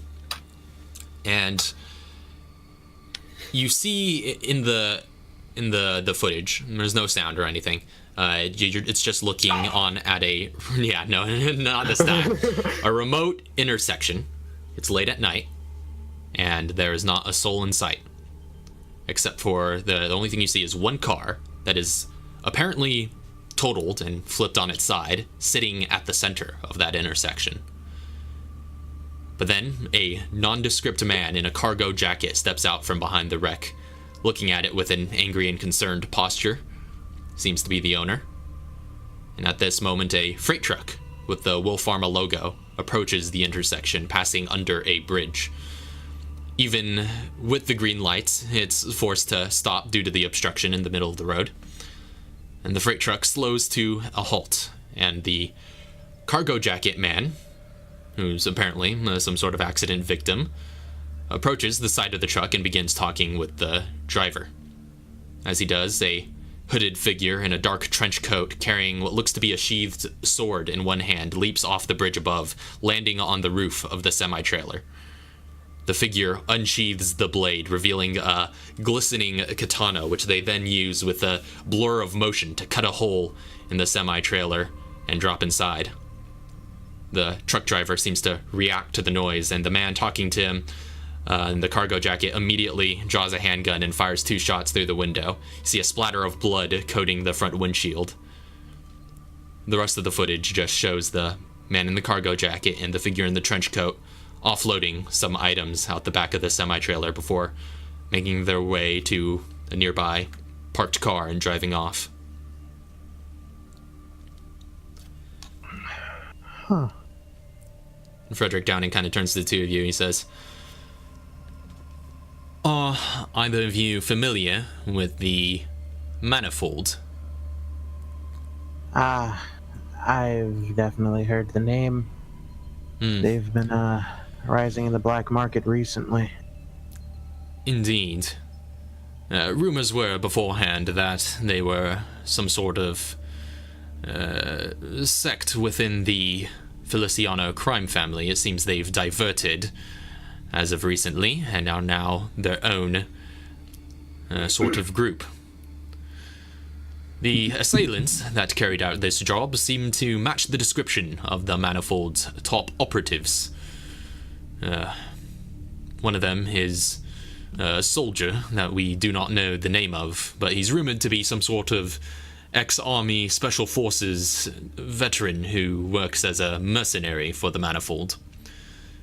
The other assailant in the trench coat is only known by the alias Ronin. And nothing is known about them except that they wield this Japanese katana sword, but nobody has seen them under that cloak. So, by making this move, the Manifold seems to have made aggressive action against us, and naturally we would like to have our G-Virus samples returned to their proper owners and out of the wrong hands, as well as, if you don't mind me being so forward, have some retaliation carried out. I know, Katara, I've heard word of your recent exploits. They say you're running around with quite an ace team that is quite against bioterror groups such as this. Yeah, we've done a few things here and there. Well, in that case, I am able to tell you that the Manifold plans to sell bioweapons to an unknown organization at a roadside warehouse just north of the border, somewhere in Canada, on February the 6th. We've caught word of this meeting, and we suspect this may be a good place for you to perhaps reach them and carry out whatever it is you will carry out. The only thing we need, and the only thing we ask of you, is that you retrieve the G-Virus samples, at least one, and return it to us here at Will Pharma. And, of course, that you cause damage as retaliation if the opportunity presents itself. My superiors would like to keep this, of course, out of the press, under the radar, and so that is why I'm coming through such channels as these. They are offering a $10,000 payout for the retrieval of the G-Virus, and as well as an extra $10,000 for inflicting casualties to their ranks or destruction to their property. And, of course, anything else you find of their inventory along the way is yours to keep. Their inventory, I assume, not yours. Yes, of course. We ask that you return a G-Virus sample to us. We only need one to be able to replicate it even further, but if you could find more, of course, that would be welcome.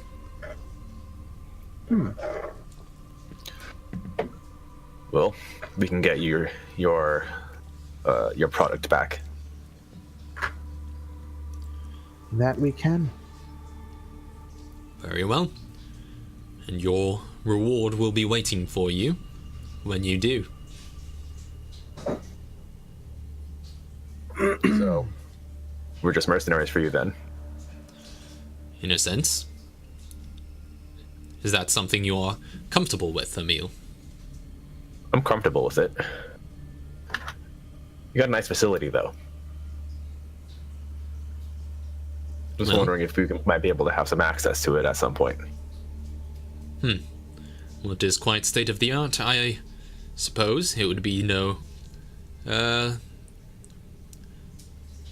if you come through with this, it is conceivable that there may be more opportunities in the future to be able to use some of our facilities as part of your reward?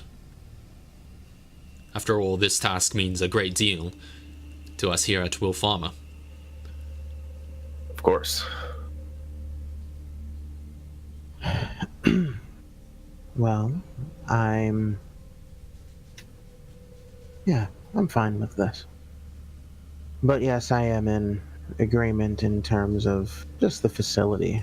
It is nice. It would be nice to use it for whenever we possibly could, but we'll reach that road when we cross it.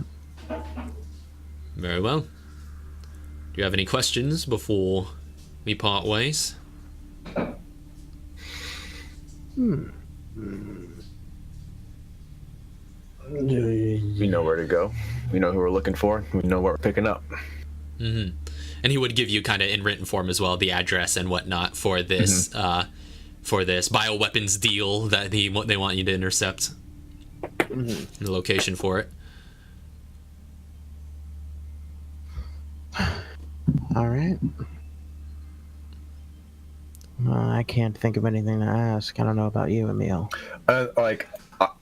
Lauren wants to ask if if we can get a $5,000 up front, but like that's only because I'm poor as heck. No, we should be fine. Very well. Return here when you have any progress or updates. Yeah, I believe you'll see from us shortly. Actually, before we go, do you perhaps know anybody that we could maybe go to that supplies weapons? Can't say that's my area of expertise. Well, you're the mercenaries in this case. I trust you'll be able to take care of that of your own. I merely just asked. I know you seem to have connections, it seems. Just wanted to know if maybe one of those connections knew something more. That's it. I wish I could give you more. No, that's fine. Come on, Emil. Let's go. All right. So you Bump guys into are Charles the other way out. Yeah, you guys. Oh. Well, I would have. What I was going to do is, I'm going to, as soon as I start to hear them say their buys and they're starting to walk up, I'm just going to cross my arms and like sit like leaning up against the wall beside the door. Let them open it and just like walk away and be like, "Evening, ladies," and like wink at them. So as you guys exit out the door and kind of walk out, you hear and see Chauncey there. Just like walking by. I just walk away, like before you can like really fully acknowledge that it was me. Just like I wink at you, "Evening, ladies," and just walk away and like drop the beaker. Just keep walking. All right, so you all exit. Does that happen often here? You all exit the air dome facility and make your way back to your vehicles and are able to head out. And as you guys prepare for this mission ahead of you, that is going to be where we end for the night. So, that was quite an episode. Yeah. Thank you all very much for coming out. And we'll be picking up next time to see where this goes, where you guys will be heading into this bioweapons deal in the middle of Canada. So, Canada. thank you all very much, everyone who may have been tuning in, and as well as on the YouTube VOD.